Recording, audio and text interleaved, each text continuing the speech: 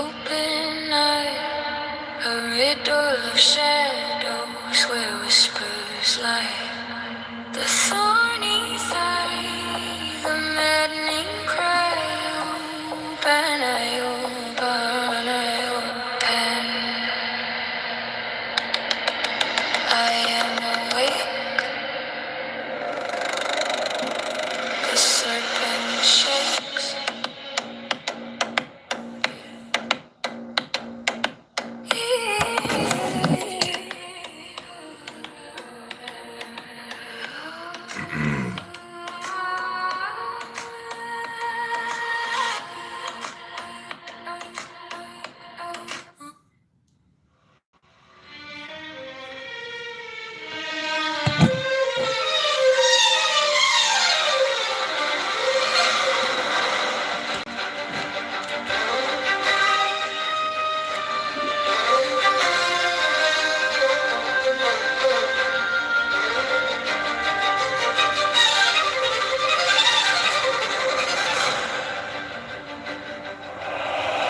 Has the right to live by his own law, to live in the way that he wills to do, to work as he will, to play as he will, to rest as he will, to die when and how he will.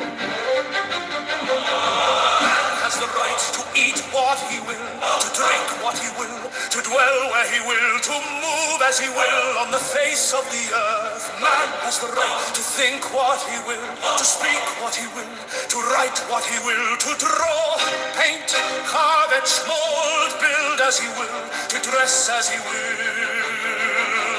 Man has the right to love as he will, take your fill and will of love as he will, when, where, and with whom he will.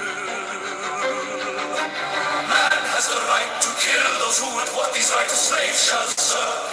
Love is the law, love under will. The law of the strong, this is our law and the joy of the world. Do what thou wilt shall be the whole of the law. Thou hast no right but to do thy will. Do that and no other shall say nay. Every man and every woman is a star. There is no God but man. The rights of man. Master Therion, Freya Murderable, Alistair Crowley, the Master Alistair Crowley. Man has the right to live by his own law, to live in the way that he wills to do, to work as he will, to play as he will, to rest as he will, to die when and how he will.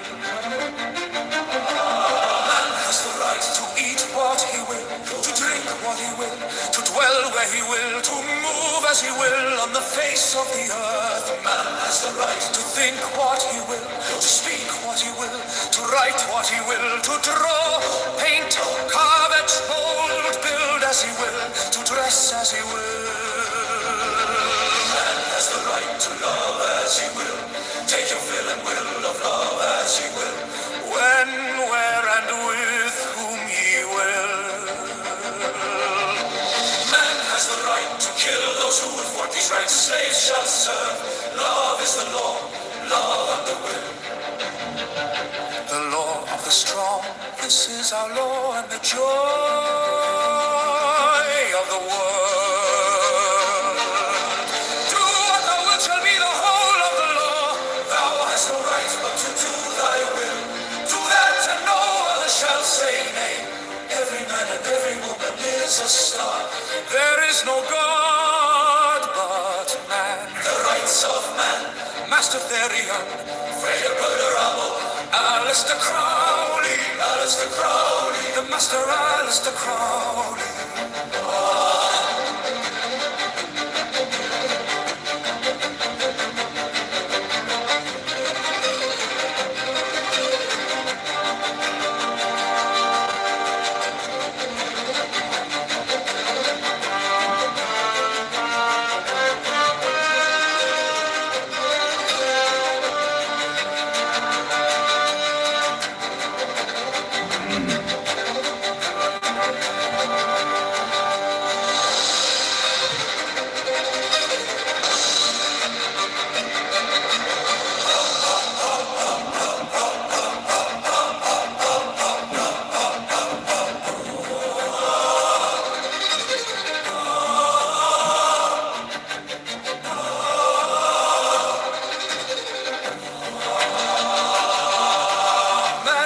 right to live by his own law, to live in the way that he wills to do, to work as he will, to play as he will, to rest as he will, to die when and how he will.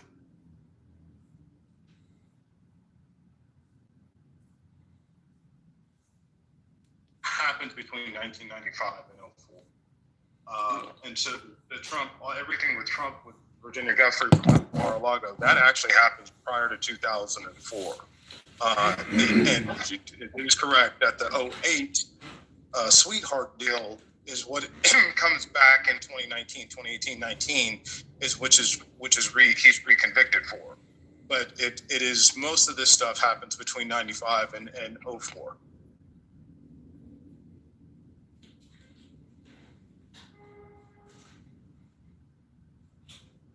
Okay, so I just looked it up. So he had a grand jury in 2000, right? And then someone must have filed civil charges against him in San Mateo County because they said they took information from that grand jury and used it in Florida. Yes. This is exactly what happens, Brian. Wait, there's only a grand jury proceeding if it's criminal. So I'm looking at, and I just read it, so I'm gonna hold on. Let me make sure I'm reading it. So his first grand jury proceeding was in 2006.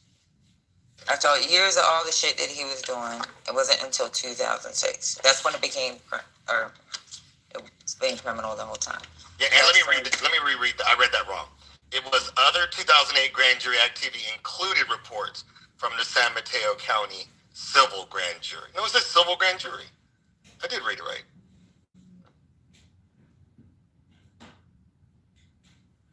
Let me find it. Never heard of that in my entire life. I don't question what you read, but now I need to. I'm pulling it up so I can give you the link. Let me see.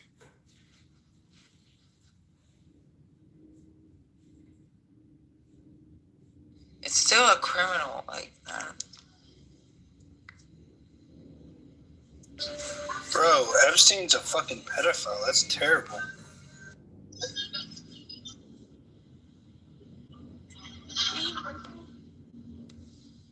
Hola. Was that just for the investigation? It's like a watchdog thing. They like. Cigarillo, where can I buy cigarillo? Yeah, okay. Thank you so much. Can you yeet this person? But yeah, they don't do like grand jury proceedings in the same way.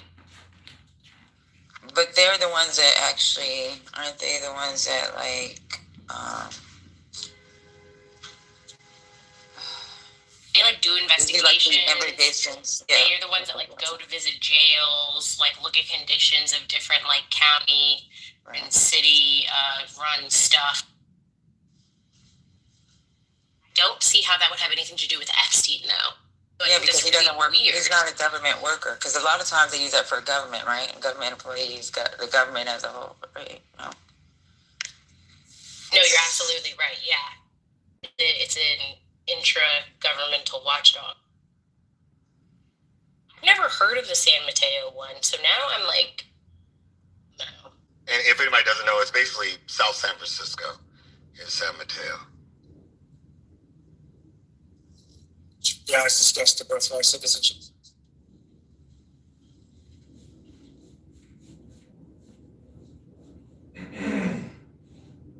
Very briefly, the Supreme Court has taken the case. But what it broke with. Wait, the grand jury case? The New Hampshire case, the Supreme Court's going to decide the constitutionality of Trump's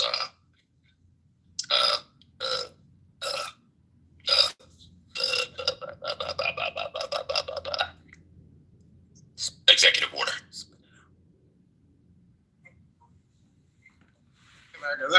we'll have an answer in June or July. Maga and Kalisa, there is something interesting here in which it says U.S. District Judge Rodney Smith said he recently passed federal law ordering the release of the records related to the cases overrode a federal rule prohibiting the release of the matters before a grand jury. So Is this? Am I reading this accurate? That it's basically saying that the president was able to override the grand jury rule or the judge's ruling, the federal judge's ruling on not releasing these?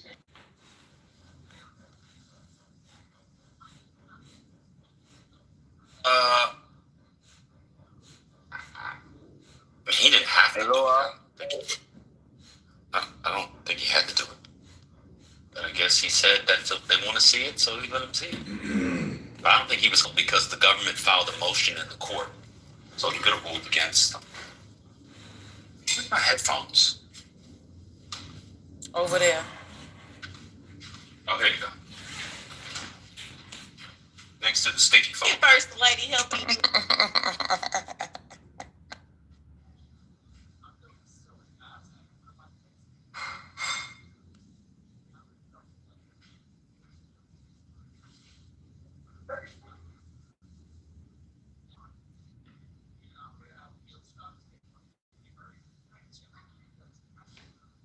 Somebody recently arguing that that wasn't possible, that it wasn't possible for the DOJ to override the grand jury, the grand testimony. Wasn't that somebody arguing that? Wasn't that ML or somebody arguing that recently? What? Wasn't someone arguing? I remember there was a discussion about this, and I thought it was ML, and I was in agreement with ML that the DOJ would have the authority to basically that Trump could always release the grand jury testimony. I think that's basically what the back and forth was about. And I'm not saying that's exactly what happened in this case, but it's fairly close. There still had to be a ruling in your opinion. Right? Yes, the judges still have to sign off on the release. ML was wrong. The judge could have said no if he wanted to. That is correct.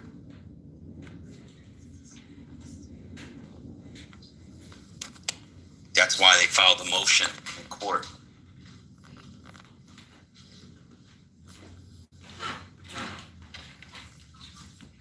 Technically, by law, this wasn't just an executive order, because this is Congress's law. So Congress also had to pass this, and then it be signed. So you got the full weight of the legislative and executive branch ordering this release. So it is not just the executive.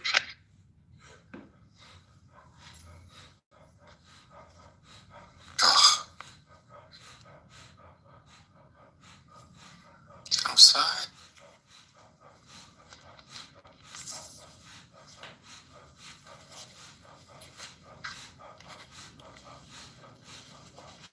Who outside? I think I left my headphones outside.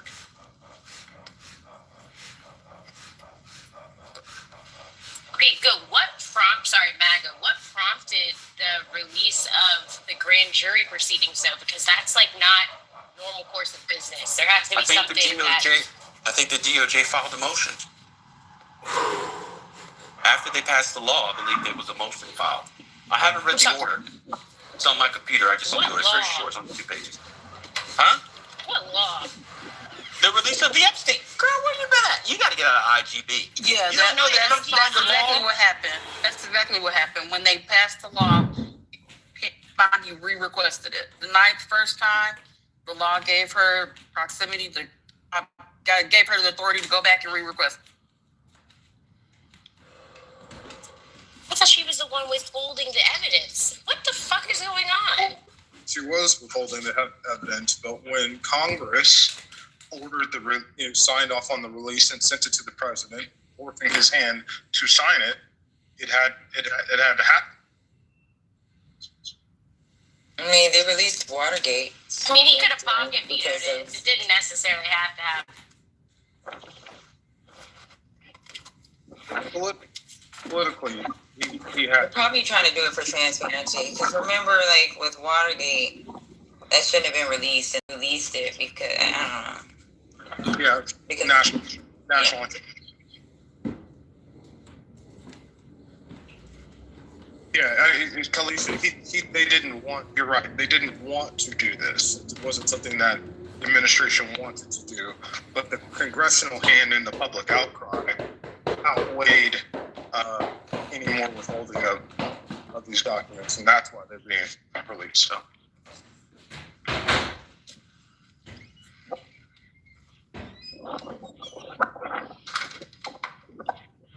Okay, but the grand jury proceedings don't have the list, so like this is just a waste of time. What is this? What is this going to do? Well, there's a lot of stuff in the proceedings that we didn't know. There's rumors about where the people are, and that's why Acosta and others wanted to keep it secret. So there may be some goodies that come out of that. You never know. But the point is you never know what's going to come. Can we like instead of like continuing to circle jerk over Epstein, can we maybe look at what his name? Mike Johnson. What's his name? Is Mike Johnson the one? Who's the Ohio State dude? Who was in on that cover up? Jim Jordan. Jim Jordan. Yes. Yeah. Yes. Like what cover up? Oh, you didn't hear? Talking about. It was like 20 years of. It's no, not Penn State, Ohio State. It was 20 years of a doctor abusing athletes at Ohio State. Yeah, he was a wrestling teacher. He was a wrestling coach. Yeah, nobody cares. No, not the wrestling coach. He was a doctor. It wasn't just the wrestling team. It was literally all male sports teams. I'm saying Jim Jordan was the wrestling coach. Oh, yes. But what I'm saying is, where there's smoke, there's fire. If you diddle kids once, you diddle kids twice. I want to know what else he's been up to. No one cares about Jim. But Jim Jordan's just a congressman. Nobody cares about that. They want the big fish. They want the big orange fish. Donald J. Trump. Correct me if I'm wrong. Wasn't Jim Jordan Sandusky? Or was that a different? Two separate diddling of children. Okay. That was Penn State, right? Yep.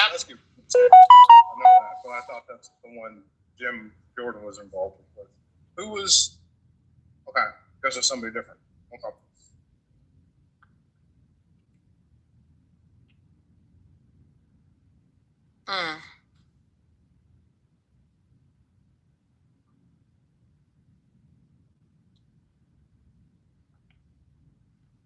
Other breaking news, not so good. Texas officials released the 911 calls made during deadly flooding. Why do people need to hear that? You think that's a good idea? I can share an interesting case that was fascinating to me, but just like fucking bizarre. Did anyone hear about the... Well, you asked your question, but I want you to answer my question first. Do you think that that's okay? You think that's... What they release it for? Is there some case or controversy around it? Yeah. I do know that the parents are suing. The parents are suing. Oh, there you go. Freedom of information from the press. So they often do get released. Well, okay.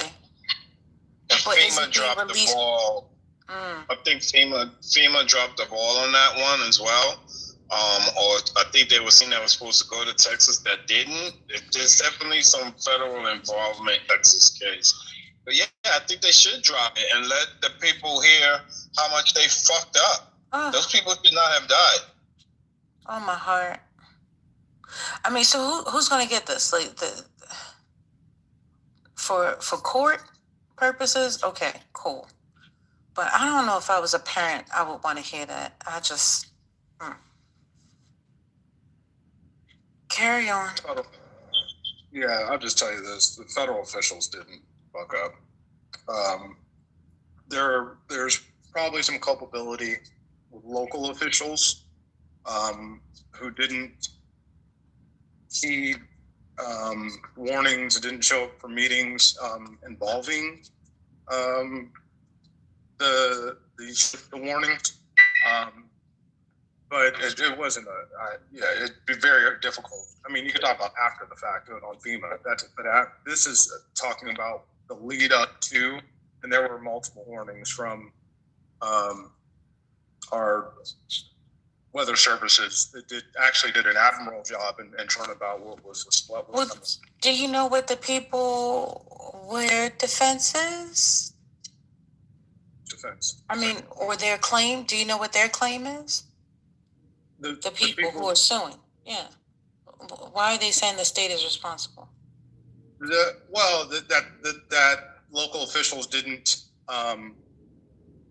One official didn't. I think it was either the mayor. I can't remember if it was the mayor or the county judge. Didn't even show up to the.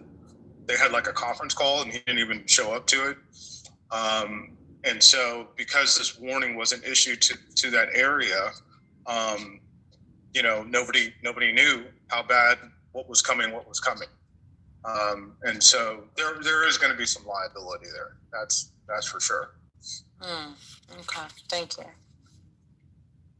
Question, First Lady, but it's off topic, so let me know when I can ask another one. Go ahead.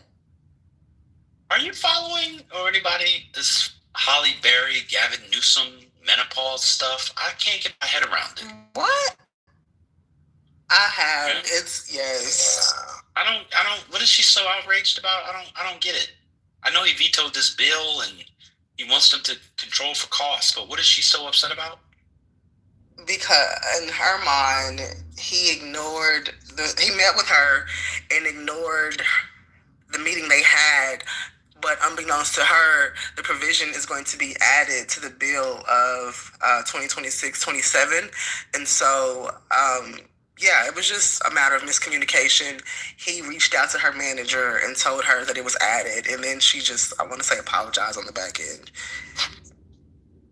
But she just bashed him on that video I saw a couple of days ago. Yeah, he, from when I read this morning, he reached out to her manager today. Oh, okay.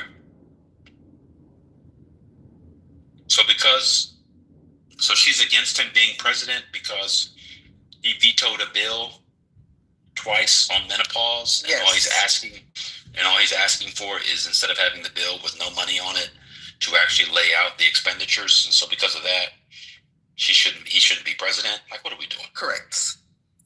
Yeah, these people need a life. When I seen the headline, I was like, Holly, out of all of the things you could be upset about, and that's not to minimize menopause, but it's just like, I've literally never heard Holly Berry speak out on a political issue. That was my thing. When I saw the video, I was like, oh shit, what did Gavin Newsom do? This is about menopause. So her big issue is a menopause bill. I haven't heard her on ICE, affordability, birthright citizenship, abortion. Did she say anything on Roe v. Wade? I don't remember any of that. They said she was having a hot flash when she said it. Oh, that's nasty. Now that's nasty. That is correct. But at the same time, I'm also thinking, like, you're Holly Berry. What could you possibly not have access to regarding your menopause journey? I don't know. And Mud said reparations. You know Holly Berry's against reparations. Actually, just to add to it, y'all forgot that she has a women's health company called Rest and Health. I did not know that, actually. Because she has that women's health company, she's very much interested in this menopause situation being resolved. I'm going to have to look into it. I'll look into it. What does the bill do? Anybody know the bill? Is she supposed to get subsidies? Is she hoping to get subsidies for her company for the bill? I mean, yeah, what does the bill do? I don't understand. I don't understand it. What does the bill do? The bill would force health insurance companies to cover menopause and the effects of it. And the fear was from some that it would raise the cost overall for health insurance, which is already high, would raise the cost overall for everyone, not just menopause. That's the fight. I see. And it was a study. It wasn't just a fear. Gavin Newsom had a study that said the way that it was written too broad, and it was going to increase it. So he said he wanted to basically take another look at it and try to reword it. And then they said she basically came out the meeting and just went right to social media. Why would she say Gavin Newsom overlooked women? My understanding is he's been very progressive. Some would say too much so on quote-unquote women's issues. He vetoed the bill twice or something like that. I wasn't aware it was twice. I knew. Only reason I knew about it is because of her. Yeah. They did it this year and last year. Okay, I got it. It would have required healthcare service plans or health insurance policies that cover outpatient prescription drugs to provide coverage for evaluation and treatment options for perimenopause and menopause symptoms. I'm not going to hold y'all. Y'all just told me about this company she has. It's giving a little grifty. I've never heard Holly Berry on. Website. I'm about to put it in the chat. Same. Yes. Very grifty. I've never heard Holly Berry on any issue. And now, okay, granted, she may be going through menopause, but she has a company that would stand to benefit directly millions, possibly tens and millions of dollars. Now she's outraged. I've never heard this woman. I'm sorry. She has spoken out against one thing that she's very much against, which is child support. Oh, she did child support. Okay, now I take back what I said. She pays child support, and she considers it. She's very I'm dead. I thought he said the same thing, Maggie. No, child support. Oh, see, yeah, so it's giving grifty. What is menopause? She's really against it, but it's a women's issue, right? What is that? Is this the new celebrity get rich quick scheme? Create a company with a social cause, lobby the government for subsidies. Is that what's going on here? That's not new. It's just we have. I mean, well, not new, but like, pardon me, I'm only 30, but wow, what the fuck? Wait a minute. Gavin Newsom said in an interview, I think y'all just said that, he said he included it in the budget next year. That's what I read. Let me see. Let me pull it up, but that's what I read. I apologize if you missed it. Yeah, he said, we're reconciling that. I've included that in the budget next year. She just didn't know. What are we doing? Everybody doesn't need, why do people think they need to talk on politics? This woman hasn't done a good movie in 25 years. Let's get into it. Now I'm anti-Holly Berry. Fuck it. Did Holly Berry say anything when the reparations task force was doing anything in California? Was she using her considerable bully pulpit on reparations in the task force in California? Jesus. That would be a no. Was Holly Berry doing anything when the Latino gangs were blowing up black neighborhoods in Southern California? You know, they've been firebombing black neighborhoods since at least the mid-2010. Shout out to Creed. Creed talks about it all the time. Has she said anything on that? Did Holly Berry have anything to say? When they gentrified the fuck out of the East Bay and continue to do so and push out historic black communities? Did you have anything to say on that? Did Holly Berry have anything to say when they were going to give out fucking housing down payment to illegal immigrants? Yet black home ownership rates have been plummeting. Did you have anything to say? Did Holly Berry have anything to say when they were blaming black people in California who only make up 7% of the population for gay marriage not passing 10, 15 years ago? Did Holly Berry have anything to say? I'm almost done. Once you hear me on a roll, if you hear me on the roll, don't get under the stone. Don't worry about it. If you hear me on the roll, don't get under the stone. You're not Sisyphus. You're not getting up the hill. I'm going to win. I'm Sisyphus. Shout out to Albert Camus. Let me continue. Did Holly Berry have anything to say when they overturned affirmative action, which led to the steady decline of black wealth, black attendance and enrollment at Cal State and the Cal system? No. Did Holly Berry have anything to say when they tried to overturn Prop 209 a couple years ago? No. Did Holly Berry have anything to say when they tried to outlaw slave labor in California prisons? No. But she's got something to say about fucking menopause with a menopause company. Now, Holly Berry's fine as all outdoors, so I forgive her. I'm done. Wait, what? He just want the finger wag in her face. Just lasted for 2 minutes is crazy. But wait a minute, I started thinking about it. Why is she always losing kids in her movie roles? Like they dying? In her real life, too, or they getting kidnapped? That is her real life. You don't have custody of her kids in real life. Every man that has children with her, they have custody and she's on child support. Wow. Well, she they're got with the they're French almost dude. all white except for David Justice, aren't they? And they're Italian, ain't they, Brian? Well, Yeah, I think only David one Justice is French. black. And then she got mad saying that he was calling her the N-word. Like, Yeah, I think procreating with a racist and then having to pay him. Is that like reverse reparations? Like, what the fuck? I've been trying to sit and figure that one out. Like, but it's like you just sat up here. Holly better. We love Holly. Holly is fine. Okay, Holly is fine. But yeah, she gonna have to sit down. She gonna have to sit her loose and Isaiah and them kids ass down. What she said, make me feel good. I want you to make me feel good. Make me feel good. I want you to make me feel good. That's what she said to Billy Bob Thornton. And you know he smelled. You know Billy Bob Thornton. Fatima, are you okay? She needs some attention. Fatima, why don't you give us the call to prayer? Everybody mute up. Fatima, give us the call to prayer. What are you doing? Don't worry about a thing. Every little thing is gonna be alright. Woke up this morning, going on the rising sun. 3 little birds on my doorstep. Tell me what she's drinking. See. What's drinking? Leave sis alone. Go ahead, get it all out, sis. You said that she want her rum and pum pum. She said she got her face for rum and pum pum. Rum and pum pum. Rum and pum pum.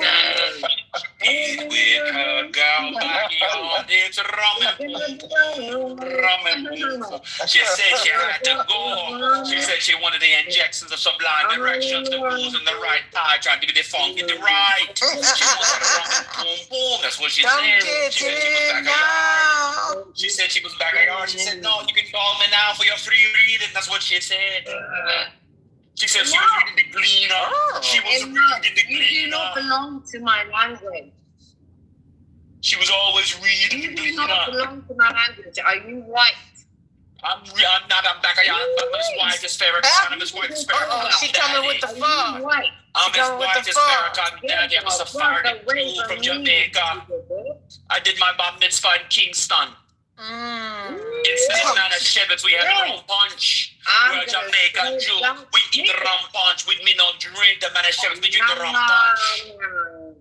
I'm not having a white woman saying excusable. No. I'm not going to have a white woman say to me in this day and well, fuck you.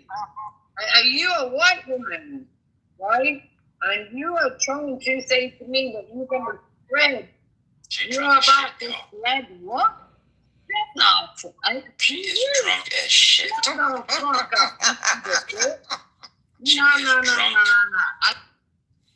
She's the Caribbean version of Gigi. You right. Don't put me on mute. Are you white? But why she got the British flag in by the her way, bio? just to let everybody know. She drunk. Somebody is muting me. I'm asking this woman right now. I'm asking you as a white Fatima, you say you live in London. It doesn't matter. I'm asking. Do you live in Forest Hill? What part of London are you, gal? The wow. Gal, are you in Forest Hill, London? What part of London are you in, gal? Are you back a yard? Maybe in Regent's Park by the zoo? Oh, I must have named where she was. She went on mute. Fuck off. Listen. I've got a big. How about you shut the fuck up, bitch? You know, Fatima's probably like that girl. How about you just shit? Fatima's like that drunk girl on 40-Year-Old Virgin. She gets so drunk at the club, you take her home, but she insists on driving. And then she just throw up all over you after she drives. That's 40-Year-Old Virgin. Ew. That's who she reminds. And then after she throws up on you, what you say?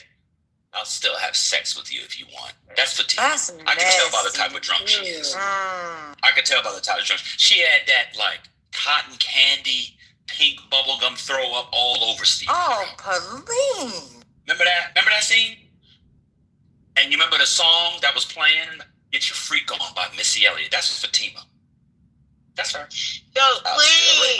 No, please. That's her. No, because I remember that he said, I'll still have sex with you if you want. Yeah, I'll still have sex with you if you want. That is so what did gross. Steve Carell say? What did he say? No, thanks.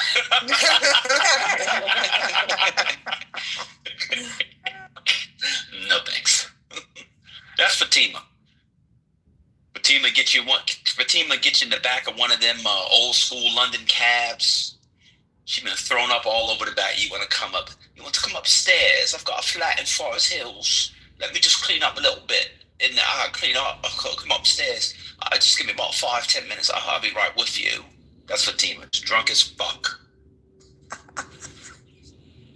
It's 9:00 in London. She is drunk as a skunk. She been drinking Pim's cups all day. I love Pim's cups, by the way.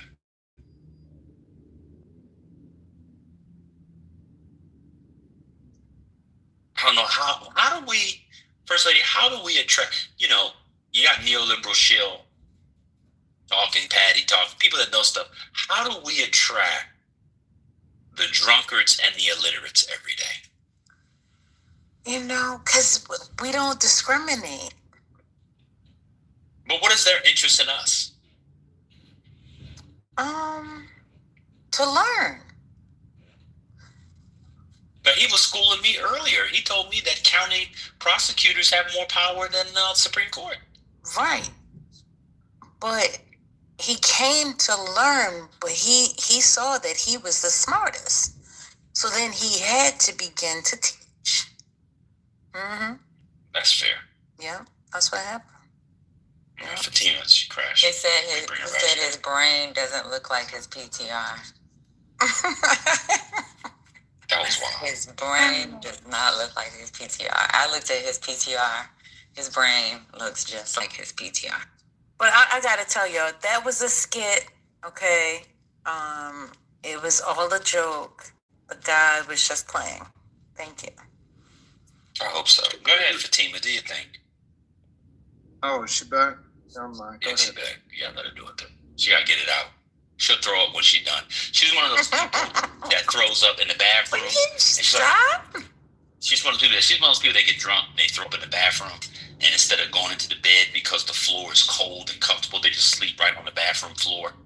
And she wake up the next morning and her face is all cold. Why is it cold in here? That's because she fell asleep on the bathroom tile floor. It's real cold. That's Fatima.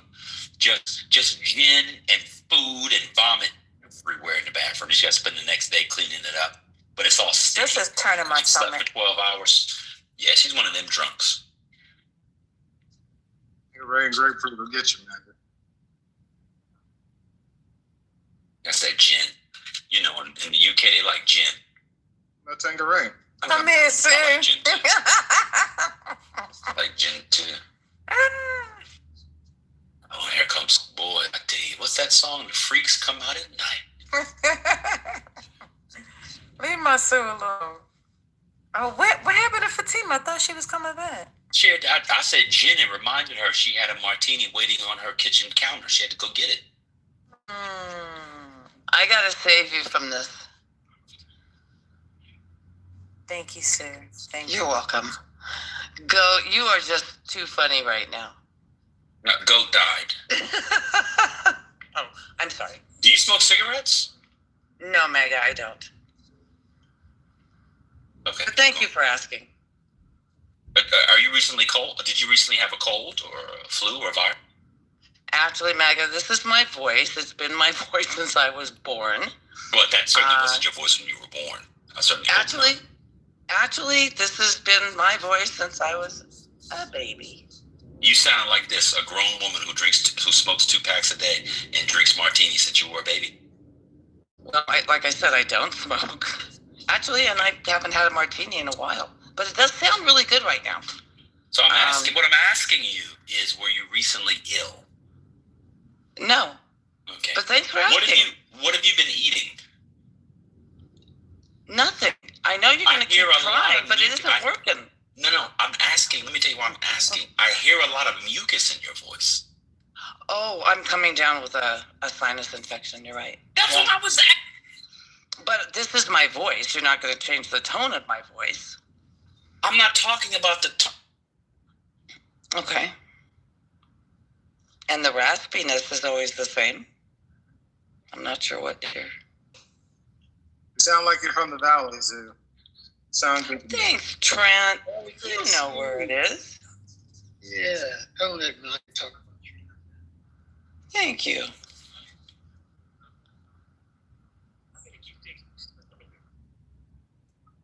Booze. Yeah, Do you hear the mucus, First Lady? I think that's how she always sounds. Thank you, But that doesn't mean First so Lady. maybe she always Thank has you. mucus. She always has mucus. Well, I never paid attention. Now, there's some people, like, they, sound stop. Like who?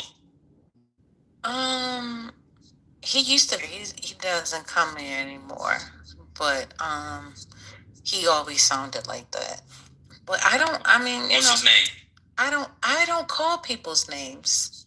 Well, then I'm not, because I'm trying to I'm trying to, I guess, hear, not visualize, but hear who you're talking about. Oh, okay. So whom you're talking about, not who you're talking about. Whom you're talking about. Understood. But yeah, I don't have a name for him.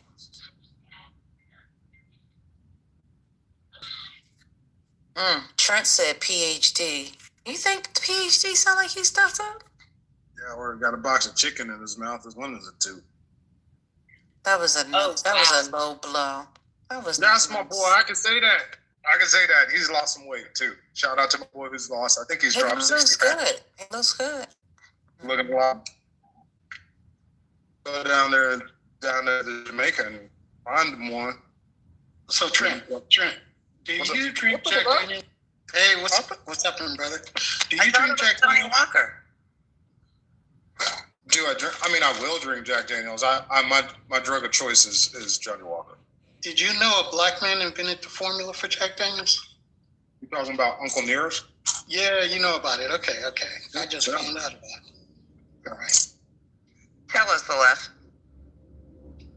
I just found out that a black man named Nathan Nearest. What was his last name, Trent? Anyways, his name is Nearest.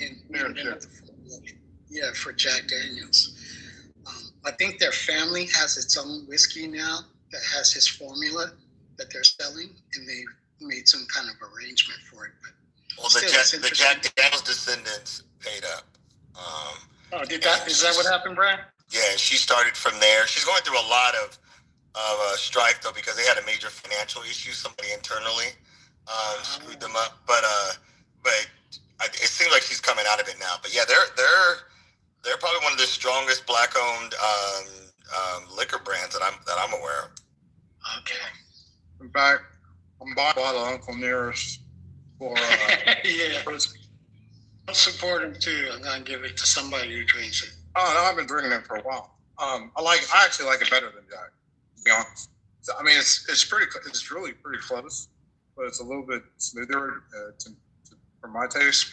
But I'm buying a bottle for a colleague for Christmas. So yeah. You can get it regularly at BevMo, just for people to know.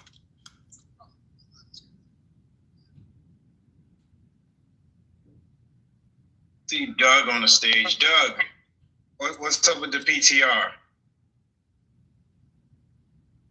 Come up. What's up? You can say I'm a fan of Imam Waruddin Muhammad, the guy standing next to Elijah Muhammad. Picture.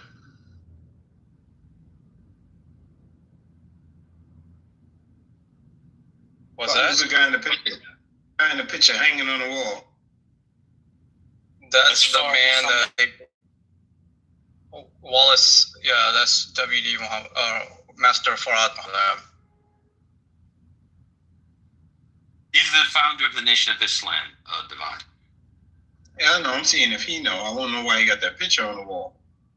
Yeah, because I got the picture because the Supreme Minister, Chief Imam Warathin Muhammad. That's why I have the picture. Okay. Welcome to the stage, brother. Thank you. One more thing on alcohol for my alcoholics. There is a report that Trump vodka is coming back in a collector's edition. Which I used to be a fan of. Trump vodka? That has Viagra in the Trump. Trump. Huh? Is that the version that has Viagra in it? Shit, I'm gonna get 6 bottles if it does. Oh my Lord. People be proud of needing assistance.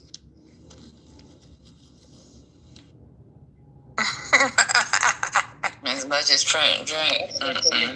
Sure, bro. Listen, I'm at 44, I'm happy I'm still in the game once a week. I got a question for Go. What's your latest op-ed submission for the Times? I haven't done one in several months, but whatever. Don't worry. Once I do it, I'll let you know, and I'll let you know that, like they've done every single one I've written, it'll be rejected. So yeah, this is a lifelong rejection. It's fantastic. Everybody should try to write op-eds to local and national newspaper. They reject almost all of them. It's like a 0.5% acceptance rate. Well, they want, I mean, for the Times, they want name recognition, though, right? Sometimes they do. Well, not all the time. It has to be very topical and somewhat fully polemical. But in this era, everything has to be calibrated around Trump's. I'm not really interested in that. So, are you going to write one? No, I'm interesting to say. Maybe you should write about the Honorable Elijah Muhammad. Yeah, maybe I should. Do you follow his dietary guidelines? How to eat to live? No. I appreciate some of the stuff in there, but eating once a day, I could get behind that. What do you think about how did you become interested in Islam? Malcolm X and Muhammad, honestly, those two figures who, ironically left. But, yeah, those two guys, I'd say.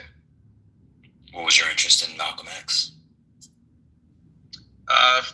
Fiery individual who seemed unapologetically, true to himself and his beliefs. Very articulate, and I think he spoke for probably a whole generation of folks. And then I love his growth arc, sort of coming from the confines of a very narrow. That's not to say it's incorrect, but sort of narrow political viewpoint to the fulfillment of Islam as a whole, and the full religion. I love that arc. Are you a Muslim? Yeah. Yeah. One of the things that frustrates me about, I really like what you said. One thing that frustrates me about Malcolm X people is how they imagine a Malcolm X divorced from Islam. It's impossible. It's impossible. All of those politics, his politics were not fired in the kiln of European Marxism. It was not fired in the kiln of European Marxist-inspired Pan-Africanism. It was fired in the kiln of Islam. And a lot of times when people try to secularize Malcolm X, they miss the forest for the bean pies. You cannot divorce his politics from his religion. In fact, as you were suggesting with his art, as his politics became more expansive and embracing of others, it's a direct result of his embrace of Sunni Islam. And this is, one doesn't have to intuit this or surmise this. It's quite explicit. The first organization, as you well know and others probably know, that he starts is not the OAAU. It's Muslim Mosque Incorporated, MMI. Yep. That's what he opens when he comes back from Mecca in the end of, I think from 64 in the beginning of 65. And so when people try to talk about him in these secular Eurocentric terms, those are people I don't listen to. You can only understand him through his religion, which is why you can also only understand someone like Martin King through his religion. And so when people who are atheists and others, Dr. Articulate was big on this in the app, they used to always caricature religion in a kind of way where they think they can divorce it. But the people they all admire, they came to their politics through their religious lives. And so when people try to do that with Malcolm X, it's very annoying. I'm done. I don't want to go on for too long. Yeah, one thing I'll add there is, I think even among those who may try to secularize him, if they want to admit at least like, Islam has some effect on him, but they try to divorce him from Orthodox or mainstream Islam, aka Sunni Islam. But I think that's also kind of ridiculous because you just look at the end of his life. You mentioned Muslim Mosque Inc. But even like his funeral, his janazah, they brought in a proper Sunni sheikh from the Middle East to perform the funeral prayers. But even when he started Muslim Mosque Inc., he asked Waruddin Muhammad to lead that organization, who took the Nation of Islam into Sunni Islam in 75 when he took over. But then it got wrested from him. What's that? I said, but then it got wrested from him. Well, so technically, look, so people don't know this. Louis Farrakhan was a Sunni Muslim for 2 years as an imam. Yeah. But so he took in 77. He just resurrected the nation, right? But the vast majority of the followers stayed with Waruddin Muhammad. I don't know the percentage, but it's probably 9% stayed with him. A few went back, and then like even if you look at it today, the nation at most like 10,000 practicing members. The last number I saw in terms of like membership was like 20 to 30K.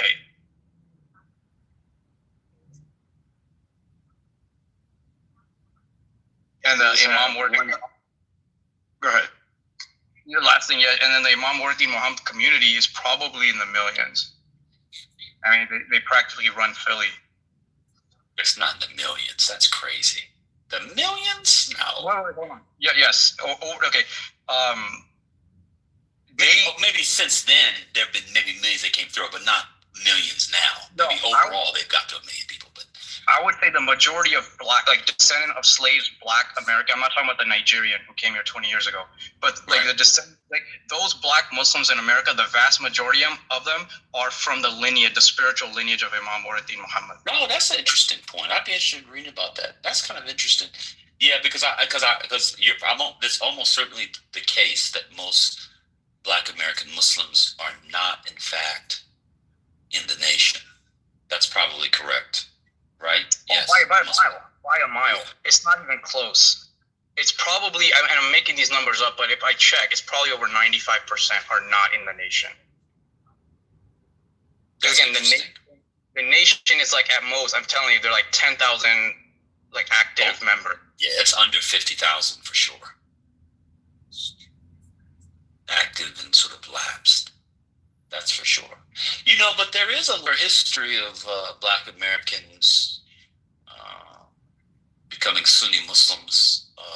Most famously, the jazz artists who did, like Ahmad Jamal and many others in the 50s into the 60s. Like Kareem Abdul-Jabbar, yeah. Yeah, you're right. But from my research, and you're gonna have to pardon me, it's been over 20 years since I was into this stuff in detail. But they are like the remnants of Imam Waruddin Muhammad is like the vast majority of Black American. like if you're in the NBA, Sharif Abdul Rahim. Of course. He was also from that community. Of course. Absolutely. I don't know, the Christianity, as it does, wiped out a lot of the Islam that might otherwise define Black American religion. But there was probably a time in this country, or at least from the colonial era to early America, where I don't want to say that there were as many African and African descended Muslims in the United States as there were Christians, but it was close. It was close because they were far more likely to come, on the slave trade and then pass it on plantations, factories, fields, etc. Islam than they were Christianity. I don't know what this. There's a book I haven't read it in a while. It's by a historian named Sylvain Diouf, and it's on enslaved Muslims. But the numbers are bigger than people would think, because we just assume that everybody is Christian, that the Black people, the Africans, and the descendants were Christian. But you didn't really get large numbers of enslaved Africans and their descendants, the Negroes who were Christian, really until the 1780s, 1790s. It took some time. And then you don't get the big numbers until later in the early 19th century, 1810s, 1820s, etc. Excuse me. I think Islam went away. I don't know if you know this, Doug Funny, one of the most important figures around George Washington was a boy, and then he became a young man by the name of Billy Lee. And he was admired greatly in Virginia. And he was Washington's aide-de-camp during the American War of Independence, or what you people call the American Revolutionary War. And you'll find him in a number of images of Washington, whether it's a kind of I've seen it in familial portraits with the whole Washington family, the ways in which slaves, so-called luxury slaves, would be in the corner. You might see it there. There's another very famous picture of Washington in the field, and you see Billy Lee up on a horse, and he was esteemed. He was seen as one of the greatest horse riders, one of the greatest not cavaliers, but sort of horse riders in Virginia. All that is to say, he's always pictured, Doug, I don't know if you know this guy, check him out, Billy Lee. He's almost always painted with a turban on. Now, there's no evidence that he was Muslim from what we know from Washington. I'll talk about that in a second.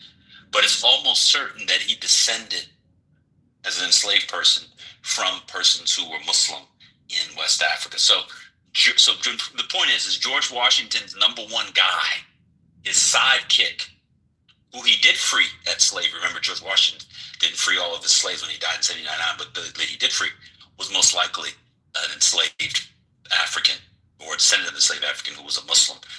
That's one thing. There's also letters, this is the last thing I'll say, I apologize.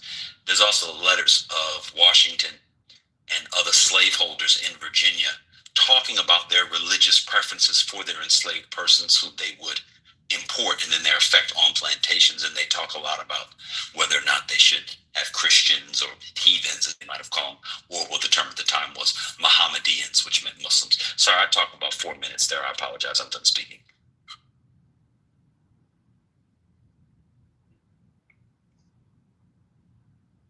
You're good. I appreciate that. I haven't heard about Billy Lee. I'll look him up. I think it was like a year or 2 years ago, PBS ran a special on Muslims in America from the pre-founding days. I was like a third, right? He's right, but about a third is the best estimate, I think, in terms of all the slaves that were brought were initially Muslim. Mm-hmm. And then you should check out this book. It's called Servants of Allah, African Muslims Enslaved in the Americas. Now, it's the Americas, so it's, sort of bigger than just the United States, but she does touch on it there. It's a wonderful book, and it's arguably one of the most least understood aspects of early Black American history, Negro history, is the religious diversity. And as I always talk about, the long-standing reluctance to Christianity among the enslaved and their American descendants. Christianity did not offer a worldview that comported with the realities of chattel slavery. It took the interventions of the First Great Awakening, or really the Second Great Awakening, beginning in the 1780s and 1790s and in the 1820s, for enslaved persons to see something useful in Protestantism. And what they saw was a religion that could be danced, embodied, felt, spiritual practices that comported with their African religious traditions, and they changed Protestantism. This is why when people talk about Christianity as an enslaving religion, that's American Christian, that's white Christianity, as Frederick Douglass and others would call it. But Black Christianity is something different. I've talked too much. People probably tired of hearing me speak. People probably want to hear me come in and talk about how attorney generals are more powerful than the Supreme Court. No. What do you think? What do you think? Not at all. One question. Can I ask just one last question for Goat? Yeah, do you think? Yeah. Goat died. Snagging me so now. Yeah, if you're comfortable sharing, what's your personal faith tradition or, Yeah, I can tell you, that's very easy. Yeah, very easy. I was, because I'm on the path to perfection, I was born and raised Methodist. There is no other faith tradition which belongs in the same sphere as Methodism. So we're done. If Andy says he just realized we're tired of hearing you speak. So yes, I got a question. Just briefly. Wait a minute before your questions. I just gotta say thank you for the wonderful little podcast. Go ahead, Devon. Yeah, Christianity at the top. Christianity in Africa before the arrival of Europeans. Yes. So there were patients. Pause. There were sublime injections. No, I can't do that. This is a serious thing. There were penetrations in the Congo. There were several kingdoms for political reasons, economic reasons, whether there was encounters with the Portuguese or other Europeans where they converted. A good analog to this, and I wish the people would do a version of this, this is going to be a little bit out there. If you watch that show Shogun, did anybody watch Shogun on Hulu? Yes. Thank you. Nobody, the whole time I keep asking about it, nobody in here says anything about it. You know how the Franciscans were there? You had both the Catholics there and the Protestants. There's versions of that in Africa where people are not simply missionaries, but also like kings and chiefs and shit converting for political expediency, or maybe they have revelations or whatever. So there is some penetration. The best, I think, a great introduction to this, because it gets to the slave trade. Somebody could put it in the chat. I no longer put links in the chat, but someone could put it in the chat if they want. There's a great book on Black American, well, let's say British North American Black Protestantism, where it begins in Africa and talks about those penetrations. It's a book by the historians Betty Wood and Sylvia Fry. It's called Come Shouting to Zion. And it actually begins in Africa, Divine, with those penetrations. There's another book called, by Michael Gomez's Exchanging Our Country Marks, which I believe gets to that. But there's also just books in Africa. But if you're interested in the connection between enslaved persons, let's say Africans, then capture, then Middle Passage, and then British North America in particular, that Come Shouting to Zion. But there was some penetration. Now, of course, you have Christianity in what is now the northern Sudan, in the northern Sudan, in biblical times. I think it was Matthew. Who was it? Not Matthew. Somebody made it to Sudan in the 1st century. So they've been there for some time. But anyway, I don't want to take too much. Sineb's got another good one. The Art of Conversion is another good start. If I any, my Ebro brother said people are tired of speaking, so we'll let him come up and tell us why we should all buy crypto and listen to a Nigerian while he's drunk off palm wine. Wasn't Phyllis Wheatley Muslim, if I remember correctly, before conversion? What, coming to the U.S.? Yeah. No, she came too early. She was probably She came on the boat, I think it was called Phyllis. She converted or became a Christian in Massachusetts with the Wheatley family. Because she came when she was probably 7 or 8 years old. In one way, we know that there's some textual evidence, but also some evidence based off of her teeth. When she got examined, the teeth, she probably was 7 or 8. But she almost certain became Christian here. You know what's fascinating about Phyllis Wheatley is she was asked after she'd been publishing, so she publishes her book in 1773. She was asked by some friends to go back to Africa as a missionary. I think she's from what is now Senegambia. I have to check it. I'm doing this from memory. But she was asked to go back neoliberal to serve as a missionary and spread the gospel, the good news. You know, she was in contact with leading theologians at the time, like, what was his name? Hopkins, the guy that did Disinterested Benevolence. Anyway, I won't go into all that. She said no. So I ain't going back there. I can't do it. I'm staying in Massachusetts. Nice over here. The Lord will work on them. But I don't think she came over here as a Christian. She was too young. No. She came. She converted in the United States, but there is. Yeah. But there is evidence that she was, at least had an Islamic education, because I remember this because there was a source saying that she was taught early drawing letters, which is part of. Oh, I thought you said she was Christian in Africa. I'm sorry. No, she was Muslim, or at least. Oh, yes. She received the Islamic education, and she was converted in, I think, Calvinist church, if I remember correctly, or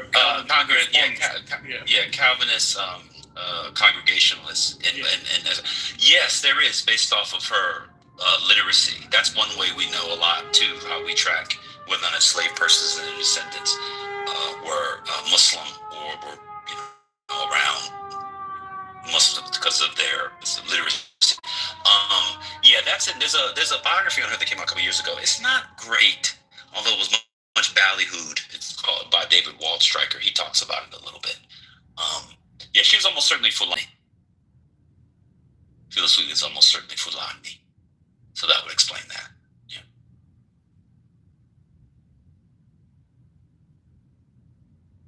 But then Christianity takes over and it just sort of overwhelms.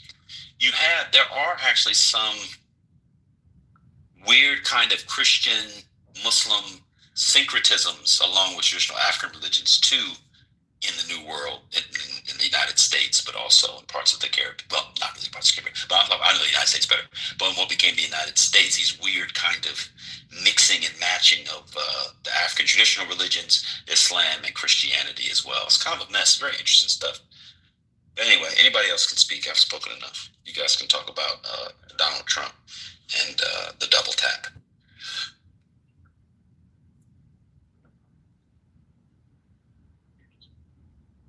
But I gotta find that letter. If you ever find the letter,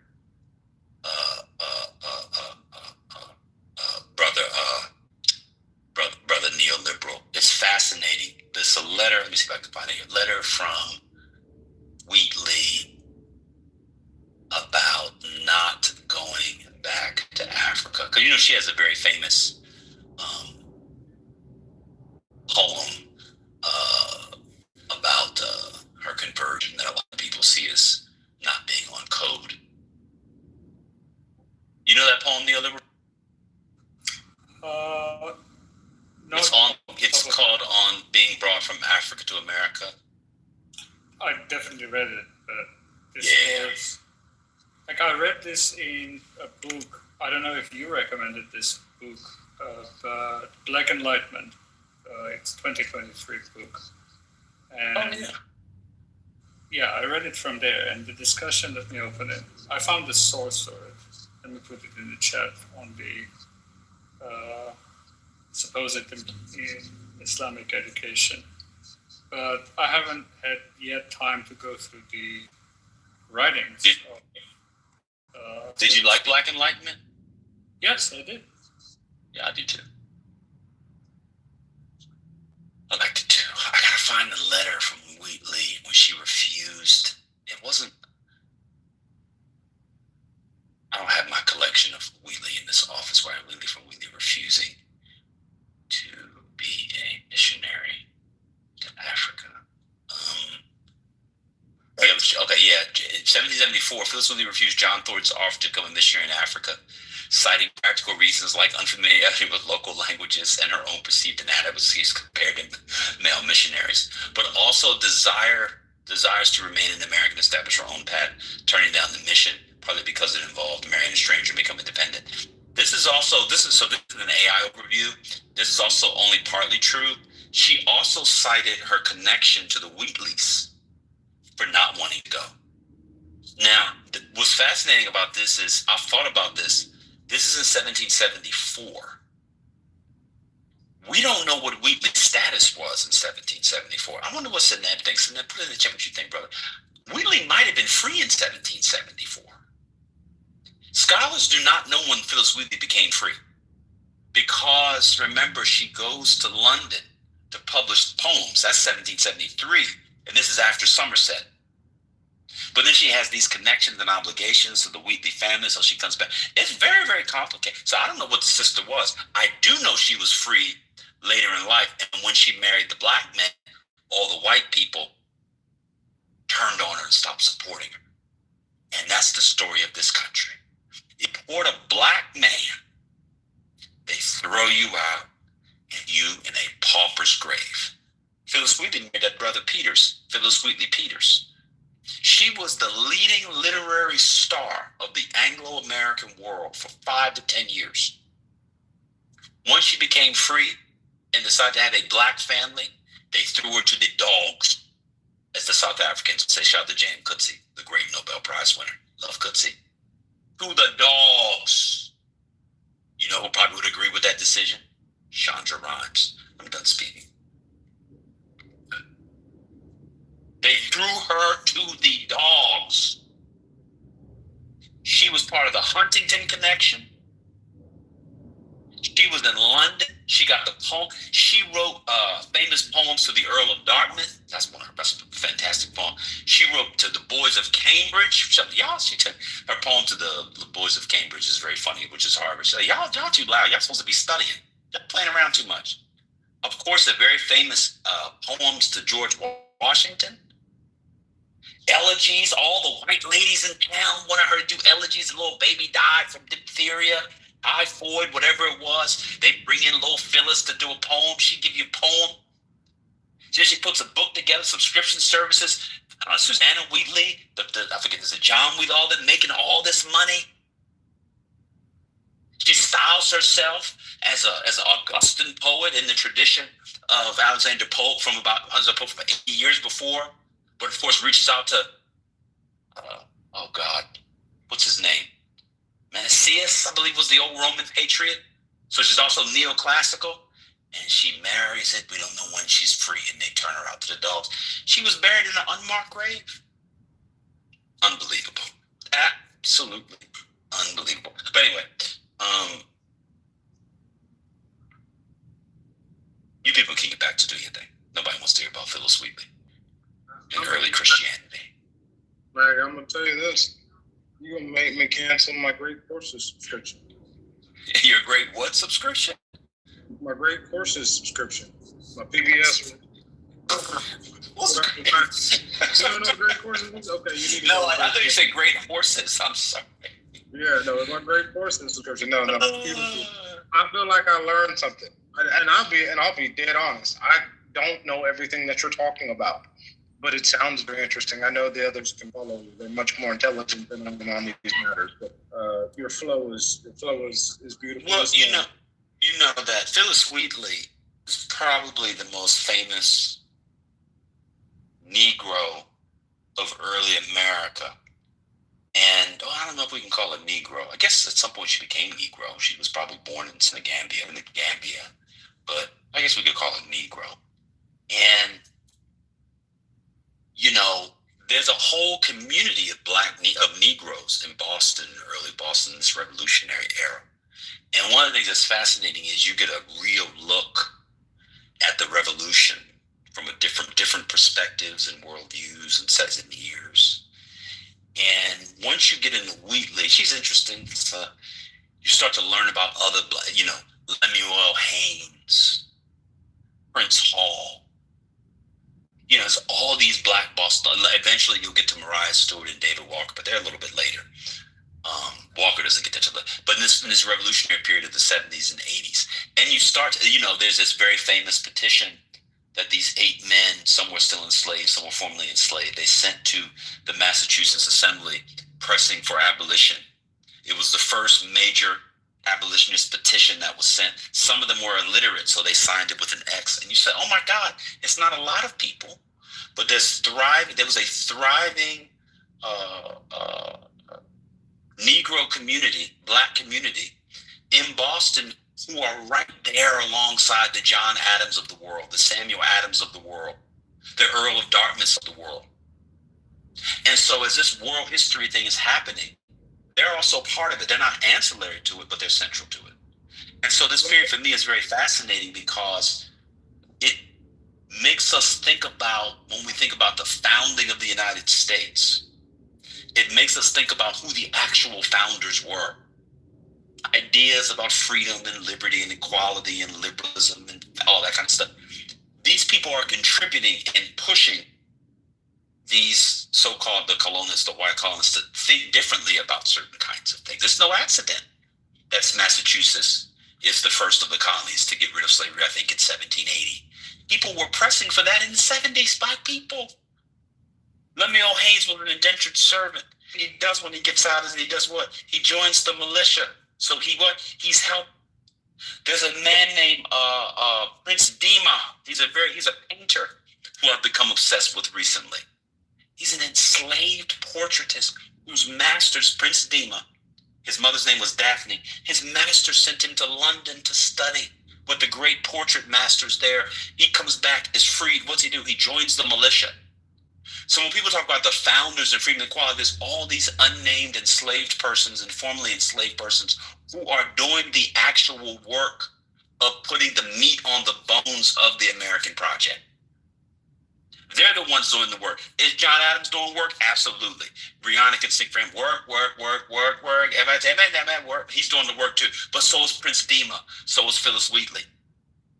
And you got the Native brothers and sisters. You got, of course, Samuel Ockham. This is a fascinating period. But I've talked enough. You guys can talk about your things. Do you think I'm done speaking? Shit. One more question, since you're speaking.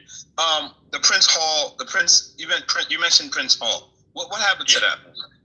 Because I got brothers up there. I went to school up there, and he's like, yeah, I joined Prince Hall, but I'm like, what are y'all doing?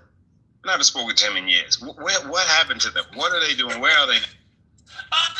They're all over. I mean, black organizations, voluntary organizations in the 18th century, which is when that started. How do you put it? They still do this, but the concentration of free blacks in, say, Boston in the 1770s, I think his very famous charges come out in 1770s. I think it's 1773, 1777. Someone can correct my dates. But they're such a tight-knit community.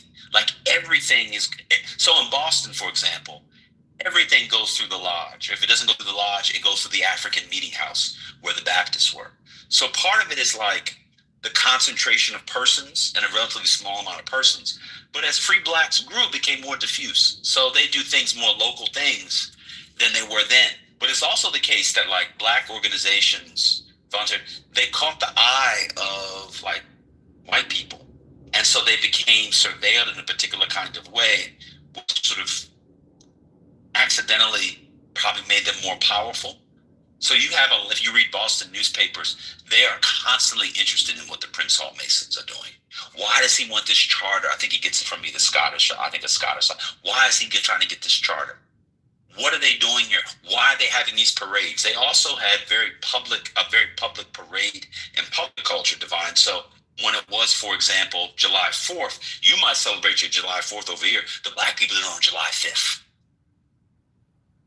So they were always kind of counter-programming in a way that, you know, caught the attention of these people. So, you know, they still do their thing, but like the sort of black institutional associational culture from the 18th to the first half of the 19th century, at the end of slavery, it just took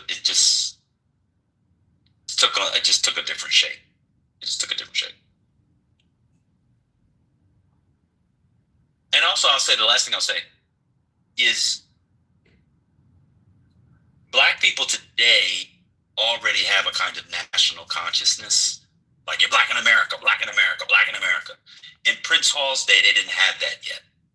So when Prince Hall and his fellow Masons, or Wheatley and her cohort, although she didn't really have much cohort of people, but let's just say black people in it.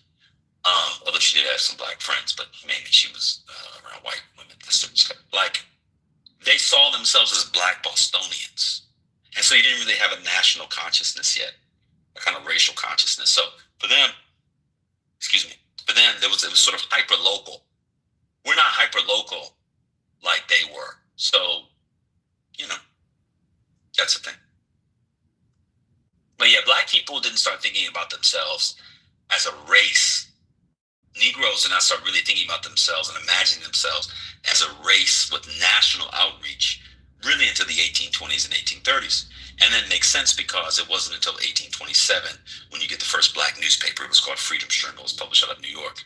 You actually need a kind of national literary and other forms of cultural production for people to imagine themselves, as Benedict Anderson would very famously say, as a nation. So black people in Philadelphia, when, say, Richard Allen and Absalom Jones did the yellow fever stuff in the 1790s, I think 1796, if I'm wrong, you know what they say? We're Philadelphians. There's these American ideas, but they don't see themselves as connected to Boston, as connected to New York, as connected to Baltimore. It's all very local. It takes culture, and then this is going to sound kind of glib, but it's true. It took like railroads and like physical movement in between locations for people to see that there's this kind of national racial consciousness that you then can build a kind of what we would call a kind of black solidarity. Anyway, you know, Maga, the Washington Bee is one of my favorite newspapers from early Black America. Oh yeah, I mean that comes later. I think that comes later in the 19th century, if I recall. Yeah. Yeah. We were talking about this morning. I was talking about this with Patty. I said, you know, we need, just like different politicians and different musicians and their representatives out here, be it through social media or in real media, pushing a narrative and an agenda. I feel like we lost that. There is no national, you know, we don't have Essence, we don't have Jet, we have Essence, sorry, we don't have Jet, we don't have Ebony, we don't have a newspaper. If we do, I don't know about it. We got Clubhouse. They still exist. No, it's not Clubhouse. No, we need publications. We need to document this shit. This shit should be national. We should be receiving articles from people around the country and really getting stories out there of people that are actually doing shit. We just don't know because we can't expect them to promote it. Hell no. Divine, to that point, I don't know if you recall, if it wasn't last year, it was the year before when everyone was upset with how Essence Fest had turned out, and come to find out, I want to say he is Nigerian American. If not Nigerian American, he's Ghanaian, the CEO of Essence. And just ultimately, they were just talking about how Black Americans were no longer really in control of the event and how it's more, some people call it like a taste of Africa as opposed to what it traditionally was. So I'm curious to see how just the landscape of Black media, even the Shade Room is owned by a Nigerian woman. And that's not to like say anything is wrong with the diaspora in any way. However, just I I don't want to say traditional Black. However, our media companies are really owned by Black American these days. I have an answer. I don't know, people will probably disagree with me, but I actually take Divine's point, and I actually will go further. I don't think there's a Black public sphere. Black newspapers, radio stations, other print and media outlets, to the degree they exist, are very localized, oftentimes legacy and old. They have not transitioned to forms of new media. People in here like that Greg Carr show, that, what is it, Lisa plays it in the morning. Yeah, the Urban View, the Urban View thing. That's for old people.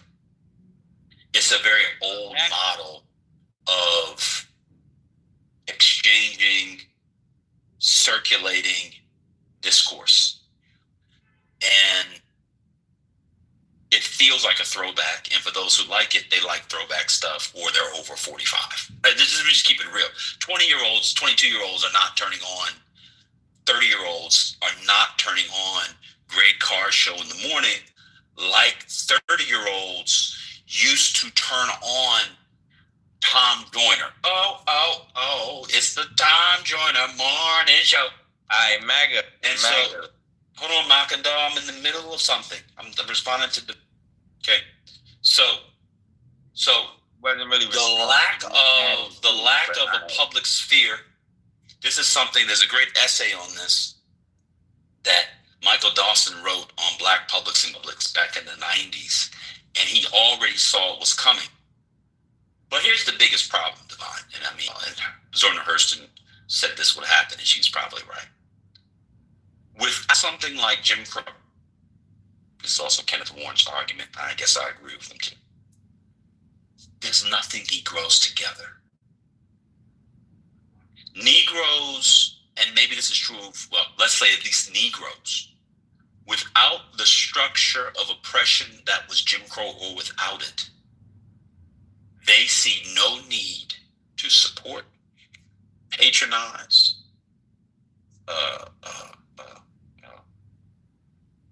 these publications. That's what's going on. So that's over. There was a last thing I'll say. Well, I don't need to go on that. That's over. Go ahead, Mackendall. Do you think? Lisa wanted to say something. Lisa, it's a part of it is true. I can't front. I agree with a lot of that. We need something new. The kids are going. What are they waking up? They're going on Instagram. They don't have racial consciousness. Yeah. Go ahead, sir. Since you mentioned Lisa, I just want to say, I was in a check cashing place today. Okay, can I just jump in real quick? Because I don't know what this is. So anyway, you would agree with this, Divine. You would. But regardless of if it's old or anything, let me go, brother. Let the sister go. You go next. Can I just finish? I don't want to move it. Can I just finish? Brother. Calm your nerves. Brother, let her go. You go next. Can I just finish? I want to crash, because first of all, you was shit, I know that, boy. You're going to the audience. Wait. Oh, see, I tried to help. Oh my God. Go ahead, Lisa. Okay, so whatever it is, whatever was said could be absolutely correct. But let me just maybe inform you, since everybody in here are geniuses, and you wouldn't even know that you're talking to a genius. I would have never known it. But the thing about it is there's a lot of dumb motherfuckers that are over 40 that need to be educated. So I'm not going to disrespect Dr. Carr for coming on. Whatever way he decides to serve it up, I'm here to eat it. Because the rest of us, we know so much. We're so much smarter than everybody else. We got so much more education than everybody else does. Good for you. But everybody, all of us dummies who went to CC, we don't understand. So we need people like Dr. Carr to keep feeding us. So there you go. Go ahead and keep talking and saying what you're going to say, because it doesn't bother me. My name is not Dr. Carr, but I will continue forever to play him, to spread his information. And if you don't know, now you know. Okay, because we're trying to build community. And if you think everybody over 45 knows everything like you, well, I didn't say any of that. You said I don't 45. know why you're taking it personally. Do you think I'm taking it personally? It sounds like it, you're crashing. You always no, I don't crash. You want me to crash. I did not disrespect let me Dr. finish. Carr. Let me finish. Let me finish. You weren't even listening. But what do you think? I am listening. I am getting ready to do my thing. So just because people who I know young people, first of all, can't afford Sirius XM. If it doesn't come free in their car when they get their new vehicle, when they get their new Land Rover, after that, I think it's $90 a month. So it is what it is. And I respect the whole setup, regardless if you do or not, because I'm not here to follow you. Who said they didn't respect? And so I'll respond. I'm just saying what I'm saying. That's all. Oh, so you're just responding to an argument in your head. Exactly. Because I'd rather listen to what's inside my head. Thank you, sir. Okay, but you don't have to listen to me. Everybody else wants to listen to me. So you can go. If you don't want to listen. Good. Nobody wants to listen to you. I'm happy for you. Oh, good. Nobody wants to listen to me. Yeah. No, they don't. They much rather hear me than you. Okay, good. You got it. We were talking about media platforms and young people. You got it. No one said anything about going to community. No one said anything about going to community college or being smarter than anyone. Just because you're an intelligent person and you got triggered because I brought up Dr. Carr. That's on you. I said that people over 45 listen to radio, which is different because back in the day, people in their 20s and 30s listened to radio. I was making an argument about age and platform. You're the one talking about, if you think you're smarter than everybody, you sound like a hit dog. I didn't say that you are smarter than everybody. You were talking about me. You responded to what I said. You always think because I said Ma'am, something. you're not going to gas me. This is gaslighting. You responded to what I said. We'll take the gas. More gaslighting. More gaslighting. Can I say something? It's literally impossible to have a conversation with people like her. Nobody was talking about her. Can I please Nobody say something? said you were talking about me. Can I please say Why are you talking about dumb people over 45? Okay, so I guess you can say what you want to say, and then I can respond the way I want to respond. To your dumbass response. Okay, Thank you. I appreciate your dumbass response. Okay, Thank you. let me just say this. Yeah, we'll let people describe who's the dumb one between me and you. Okay. Let's listen to Doug. We can't even have a regular conversation about people being intimidated because they're unintelligent. I am very. No, nobody's saying that. A medical professional don't even know the health benefits of fucking Okay, one second. Get it all out. Ain't nothing to get out of. Wait a minute. Can I please say something? My name is DOC. Talk about that. Nobody insulted Dr. Carr. My name is Let me please say something, please. Yeah, DOC. Why, Doc? What do you have to say? Well, I know it's a lot of intelligent people on this stage, and I thank you for allowing me to speak. I'm always impressed by our intelligent. Everybody always gets personally offended when no one was talking about anybody. As some of you may. We dummies over 45 that went to CC. Dr. Carr, some of you may not. You're a surgical anesthetist, but you went to CC. Well, Dr. Carr. Wait a minute, Dr. Carr. Some of you may know this, and some may not. But for those who do not know, Dr. Carr has a show on every Saturday. That's what we're talking about. Well, MSNBC. It's on YouTube. I don't know why you're so extra in charge right now. Well, yeah, he has a show coming to YouTube. Karen Hunter is the host. This is what you interrupted for? Can I please finish? Because some people may not know. Dr. Carr, Karen Hunter is the host. Yappers. And Dr. Carr is the lecturer. And the show comes on about 8 from a CC to a yapper. Eastern on YouTube. So you can catch it every Saturday. I think it comes on about 8 a.m. Eastern. I'm not sure, but it comes on early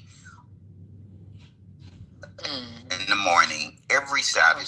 And sometimes. What are you saying? Can I finish, please? Can I finish? And sometimes it's a very interesting show. And while I do not always agree with Dr. Carr, I do respect Dr. Carr. He has a PhD and he has Who cares? And he is awesome. No one gives a. No one cares. professor at Howard, and he's also who cares? Dr. Carr needs to spend less time on the radio and write a book. Wait a minute. Can I finish, please? Let me land. He got a PhD 40 years ago. It's written nothing. Wait a minute. No. He has a. He's almost 70 years old, still an associate professor. Come on, dog. You ain't saying nothing that's relevant to nothing, man. Wait a minute. Can I, let me land. No, you ain't saying nothing. Let me land. He's also a professor at Howard. And let me just say this: the man is an intellectual. Whether you agree with him, MAGA or not. What makes him an intellectual? He hasn't published anything. He has no citations. Okay, the man is a respected intellectual. Again, yes, sir. He has people that went to CC. Well, he went to Howard University. No, we're talking about CC. At Howard University. Okay. So if you're a professor at Howard University, ipso facto, you're a respected intellectual. Well, at Howard University, he is. He's also respected. He's also respected at Hunter College. I mean, Karen Hunter teaches at Hunter College. That's in New York, by the way. The man has lectured. Yeah, I know where it is. The man has lectured at many universities and black colleges, and so who cares? Okay, wait a minute. You know, we should not downgrade our own. But you interrupted our conversation to give his resume and when he's on a commercial. Well, no, wait a minute. The man has we should have respect for one another. Why couldn't you put this in the chat? He is an accomplished intellectual. Thank you. He's not accomplished. He hasn't published anything. He has no major publications. He's never published with any major press. As a scholar, he is not accomplished. You could publish articles. You don't have to publish books. As a he scholar, has no articles in any major journal. Peer-reviewed articles. He has no article in no major journal. Now, let me respond to what the person before you said. I was talking about the format and age. I did not denigrate Greg Carr. I did not denigrate those who listen to Greg Carr. Divine asked a question about the black public sphere. That's what he asked. And I use that as an example because people in here know that. And I juxtaposed it with Tom Joyner morning show. Young people going to work in the 80s and 90s used to listen to the Tom Joyner morning show. If you were in D.C., what was the African Kwasi, whatever his name was, they would listen to Tony Brown's Journal. They would listen to Tavis Smiley for a while, on and on and on. Forget about Russ Parr. Russ Parr.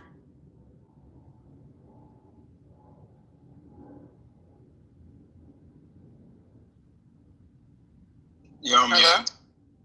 Yeah, they that's what I was talking about. And you could use him, you could use Roland Martin, you could use even Mark Lamont Hill. I bet you if you go and look at Mark Lamont Hill's demographics, I bet you it skews middle-aged. Even though he's like a cool guy. Michael Eric Dyson had a radio show. Michael Eric Dyson had a radio show back in the day? Absolutely. I was saying that I didn't insult or disrespect Dr. Greg Carr. Nobody was talking about people that went to community college or people being smarter than other people. None of that happened. So what was the criticism that you bring it back? Because we were talking about this morning. I didn't give any criticism. No, what criticism did you get from somebody? No, let me bring it back. I heard the tail end of it. I don't understand what the issue was. No. Let's stay on the train. What I brought up was something that Patty and I were speaking about this morning for those that were here, saying that we need Greg Carr. Talking about he's Bertrand Russell. We need a national media movement to help not only educate but change the narrative. Right? Everybody's hooked on social media. We don't have. And I did mention that Greg Carr, and MAGA did bring it to the stage that, everybody may not have access to him. Lisa plays him in the morning. I mentioned that as well, and I get a kick out of it. I love it. I'm like, yes, of course. Did he take over the Eagle, the Black Eagle, Joe Madison? I don't know about any of that, but all I'm saying is this: we have to have more voices out here, and not just on an app like we do every day, right? We need to change the narrative. We got, one movement I like, the quarter zip. Young men out here, some of them are clowning about it, but some of them are actually taking it seriously, changing their clothes, wearing quarter zips, putting on a tie, walking around drinking their matcha, whatever the hell it's called. I'm here for it, right? We don't need fucking ski masks and scheming and wearing these face coverings and looking crazy out here, right? These young men need to know that they are valued, they are loved, and they can become something. We don't have, I mentioned us not having an ebony and jet. I couldn't wait for my mother's jet to come in the mail. Not only for the beauty of the week, but some good articles in there. We don't have that. You, man? We don't have that anymore. But with that, that's how we ended up where we are now. I grew up with a Vibe subscription. You can't forget the source. The source and Vibe. And Black Enterprise. You that for CCs, for the community college crowd? What's wrong with community college? I don't know. Apparently I was insulting. Some people just hear what they want to hear, bro. Not too much on BMCC. Some people just hear what they want to hear. I don't hear what you actually said. You know what I'm saying? Yeah, then they'll accuse you of doxing them in a couple of weeks. You know what? I will be. You know what? I get off in a few minutes. So if you want to keep talking, because I will be off in a few minutes. Good. So we can have this discussion. Good. Ooh. I'll be right here. I'll be right here until about 5:45. Yeah. Where are we in the conversation, guys? Where are we at? Frame it out for me. We're at people making things up from what other people said. That's what Lisa did. That's where we are. You a damn liar. I'm gonna stay out of that beef right there. Okay. I second everything Macamiso has said, and I am also here. This is a rare time because, usually I'm blocked out the room. God bless. Kalisha, I thought you said Pam Bondi was going to get disbarred because of that whole situation with that. I mean, you came in here with what are you talking about? A 2 weeks ago, you came into this room saying... Dude, do you know how long it takes to disbar someone? Can you go on mute? It's not the time for this. You're stepping on the content. You're stepping on the content. No, let's get to that. Insane. You're stepping on the content. Man, people got disbarred this year from the January 6th thing in 2020, bro. It's been 2 weeks. What I'm saying is I haven't heard any rumblings. That's what I'm saying. None. It's been 2 weeks. Zero. I know. I heard rumblings on this app. I heard no rumblings in all of the media that I consume. Well, check in 4 years. All right, cool. You want to give her a 4-year window? All right, cool. That's how long it takes. You've heard no point. Wait, hold on. You're telling us you haven't heard anybody echo that Did you slam your hand down? No, but I remember being in this room about 2 weeks ago, and Alicia came in here with breaking news that Pam Bondi is about to face disbarment because of this young lady. That's not what she said. She's about to face disbarment. Oh, bro, I don't have... Why are you quoting me to the T? Because it matters. Because that's key to your argument. If she's about to face it and in 2 weeks she didn't, then that would be key. So if she didn't say she's about to face it, but she could face it, it's a different thing, a different temporality, as we non-community college people would say. Somebody's saying about it. So for the non-community college crowd, we need to realize that Zinedine Zidane is the greatest sportsman. And that is no shade to the community college crowd either, because, community college is affordable. It is a real plan. You can transfer to a 4-year university and still get full honors, your full degree. So, God bless the community colleges. I don't even know how community colleges came up.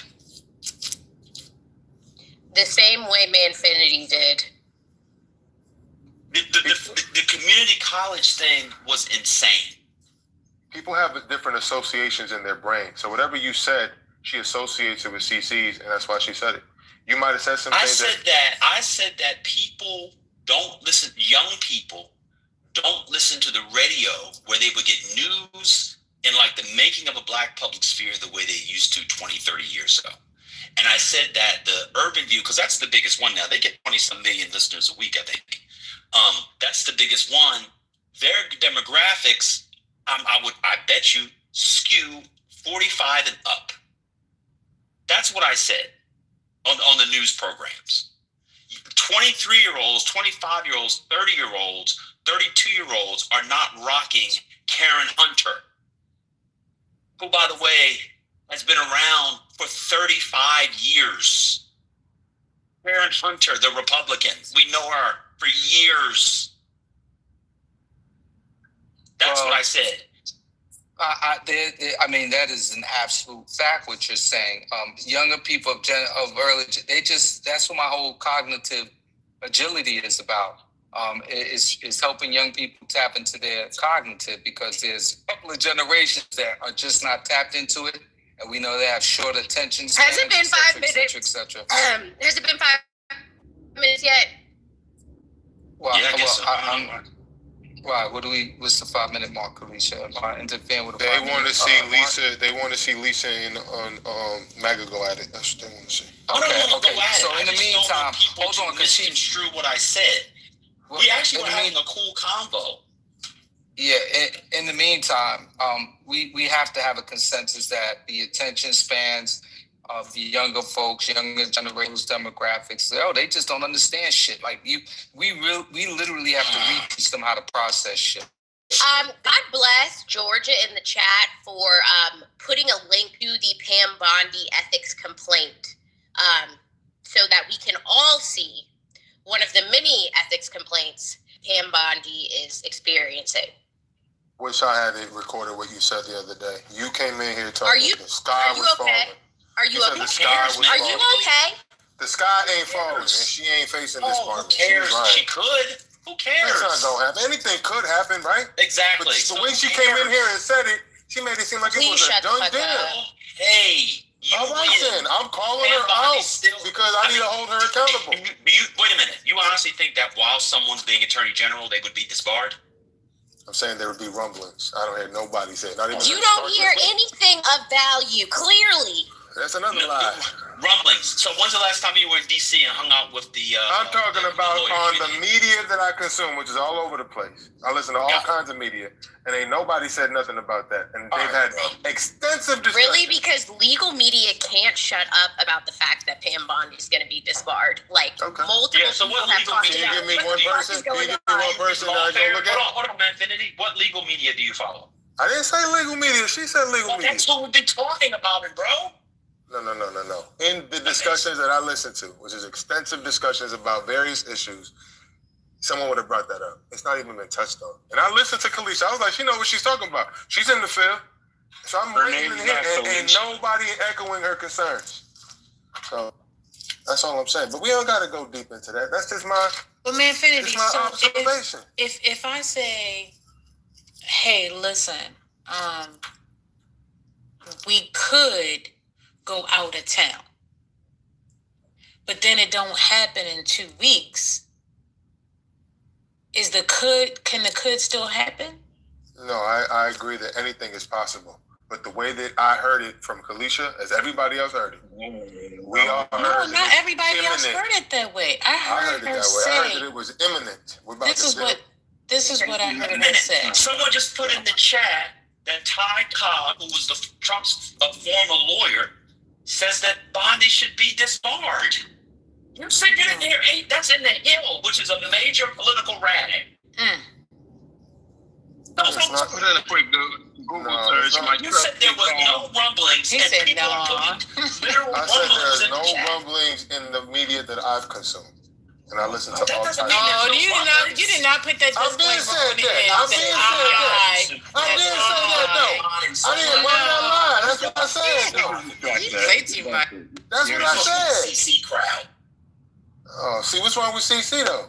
I don't know. I'm waiting to find out. Bro, I would take PC over the people that have been in this room today any day, okay? Let me say something nice about our Liberty University grad. I didn't say GC. I said CC. Oh, well, never mind. Apparently, I insulted the CC crowd. Yeah, it's that elitist attitude you Who have. was an elitist in what I said? Well, technically, listening to the radio. okay, so know, bro. technically, your name, nobody's name was called. Nobody's name was called. Technically, just saying. On the technical file, possibly, and can spare. Speaking of hit dogs hollering, Lisa, you off work yet? Jesus, Let me read something, because my trusty pal Gemini, I like this guy. So she has not been disbarred, but efforts and calls from critics of the Florida bar have been called to investigate her alleged ethics violations, particularly regarding her involvement in election challenges and claims of fraud. With a recent Supreme Court denial in October 25, preventing a mandatory investigation, though some argue her actions mirror those that led to others' disbarment. So, I mean, I don't understand when you say, man, you haven't heard anything. When Kalisha said it, you could have just put it in Google and said, oh, shit, Pam Bondi might be in some shit. Also, please note that I am in the room today. Today is, December 5th? December 5th? Yes, December 5th. Who knows how long I'll be able to stay in the room because I do not have a mod badge, and we know how sensitive some people get. Who got you muted? Who got you blocked? Can you shut up, Manfinity? Oh, nobody Did should have you anything blocked. suggest that my soliloquy was done? No one should have you blocked. No. I'm agreeing with you. God bless. So anyway, after the dragging commences, just know that if I am not in here, it is not by choice. It is because I have been removed or blocked out of this space by Lisa. Amen.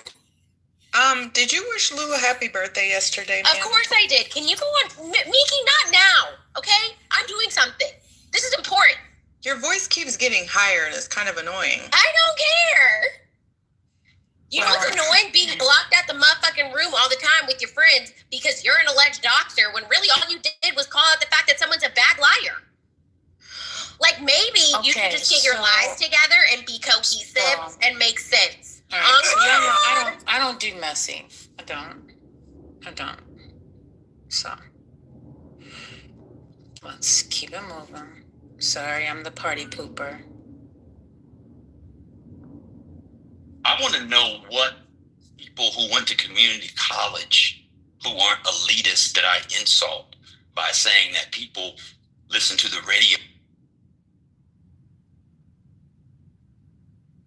Why do you keep going up? Does somebody mute muted him? Of course they muted me. Of course they did. That's what they do. Who's gonna mute you? Now who's no? That's what they do. He's muting That's what they do. That's what they do. I'm in the middle of talking and getting muted. Topic quick. Yeah. Oh, look, Shay's on stage. Divine said, what's going on with the public sphere? I said, I'm a little further. I talked about how people used to get their news. Media studies scholars who actually publish, unlike Greg Carr, have written about this. You can read about it. They publish articles and books in major journals with major presses. Also, unlike Greg Carr, since I disrespected Greg Carr, apparently, so now I'll just disrespect him. Although this is not disrespect, this is just facts. Tell us that media consumption for the news has changed. That's what I said. What dummies did I insult?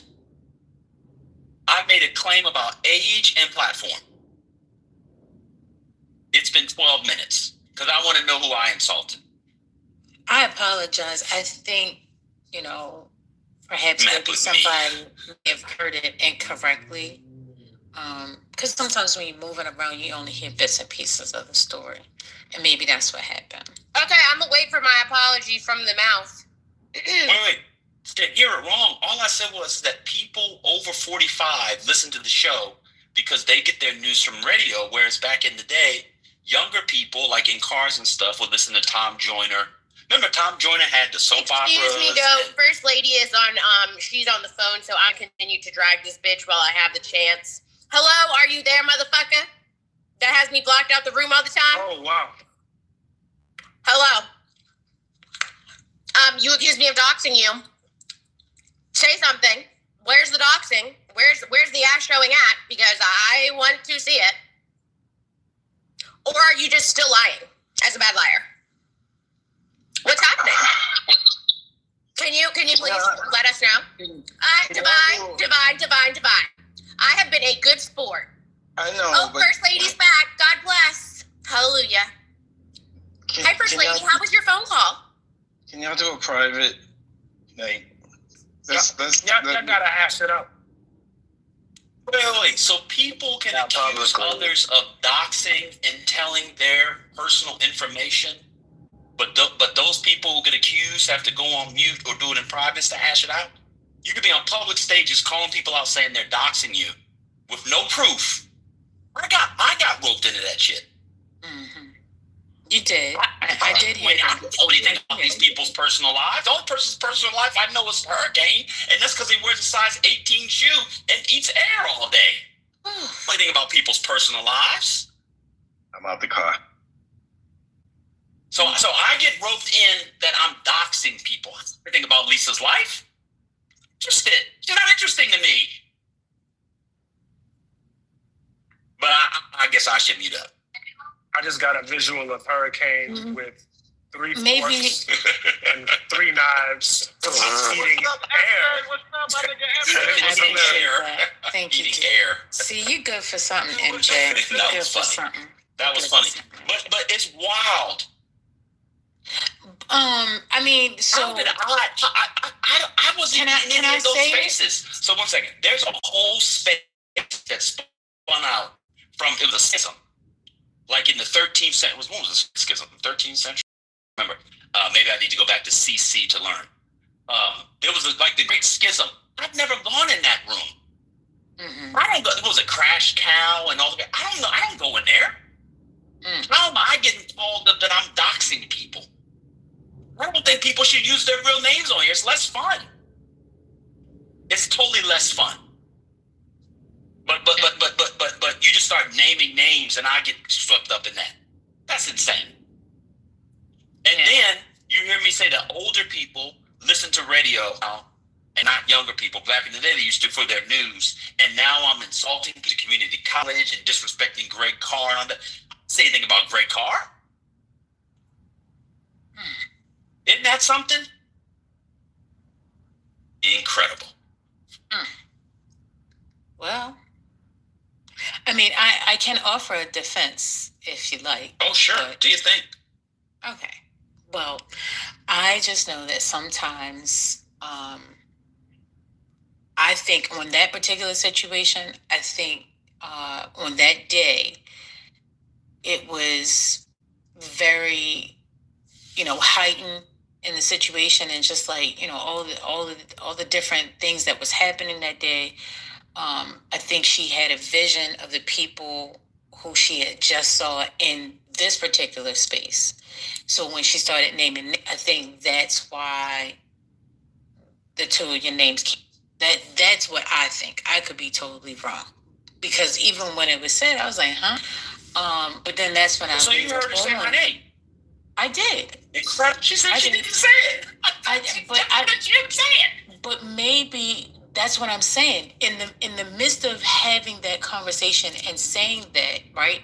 I'm thinking because of everything that had built up earlier and what was going on, she may not have realized she actually said your name. And I'm saying that because, and the reason why I'm saying that is because sometimes you have, you have like this vision memory. Wait, so was I blocked out the room on accident? Was it an accident that she said my name too? Because what the fuck do I have to do with this? No. So for you is a little bit different because you were in that space. You were there, and you were here at the time when she came in. And that's why I feel like... And I tried to confront her then, too. This has been an ongoing saga for like a year and a half now. It's fucking annoying. But your tone and how you come across, it doesn't sound like you want to get to the bottom in a... Oh, do I need to talk in my demure voice? I don't think... it's not about the First tone. Lady, I can talk in my demure voice. No, Lisa, it's not about the demure why voice. do you think that I doxed you? again, I'm talking. You took over. You interjected. I responded back to you. I'm telling you that when you're coming and it sounds like you're being aggressive, it doesn't sound like you're coming in peace. They're two different things. It doesn't have to be in demure tone or whatever. It just has to be with the spirit that you're coming with. And I'm coming with the spirit of beat that ass. Correct. Okay, well, okay, but we get down in here. Well, right, but I'm blocked out, so I wouldn't know how you guys get down because I can never get in. I wouldn't know. That was funny. Well, but do you know what's funny? She was not on the app for about 7 to 8 days. I didn't see you coming in here every day. I didn't see you come on stage. So, I mean, perhaps. Oh, it's fine. You can ask Patty for the extensive list of her back channels every day when I message her about being blocked out the room. Back channels. Yeah, you can ask her for her back channels. The receipts are all there. All of them. Sometimes I even, sprinkle in. I've been blocked out of rooms on Clubhouse for months. Who is this? Shay, no one cares about you. Mute up. You're stepping on the content. Mute up. You're stepping on the content. Yeah, Shay, get in there. Get in there, Shay. Yes. Get in there. Get in there. Anyway. Damn. Bring Shay back. Sometimes I back channel. It's Clubhouse, y'all. It's not that serious, y'all. It's not. I promise you. I swear to God. It is. Once you get over, listen. At the end of the day, I know that the two of you and the people that know you know that you didn't do this. Right? No, it is that serious. Wait, there's no question that I didn't dox her? So then why the fuck am I blocked? It is that serious. Because of this performance right now. What do you mean performance is only happening because I'm kicked? Oh, no. Yeah. Okay. See, First Lady, you have to understand. Okay. We are season 1 Clubhouse people. We don't have PTSD. We are shell shocked. We behave differently. You know what I'm saying? Yeah, we I'm be season going 1 crazy. too. Lady, That's how we. season 1. Y'all season 1? Where y'all was at? I'm nervous. Patty, I only have like 10 The language minutes. is harsh, but we mean well. MJ, I appreciate you. So, this is your room. After your room is done and we open up for 20, we can do it in for 20. But I don't want to disrespect your room. You don't disrespect mine, so I'm not going to disrespect yours. So we can get this all out of the way. It's no problem.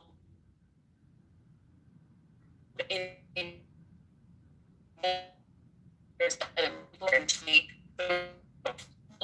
I'm not going to be, when somebody can't talk, so it's bad. You got Clubhouse. So I have 7 minutes. Say what you want to say, and we can transfer this over later on. If you guys just pause for content, you can definitely get your content. Well, anybody going to no 420 lounge, girl? You accuse me of doxing you. Well, don't. And then you have a bunch. And then you I have didn't a accuse bunch you of anything. I didn't accuse you. Yes, you did. First Lady just said you did. Your name. Raise your tongue. So she continues to lie. First Lady just said she didn't say that. She didn't say that. Somebody told me you're a liar. She didn't say that. She said, "No, stop it! Stop it!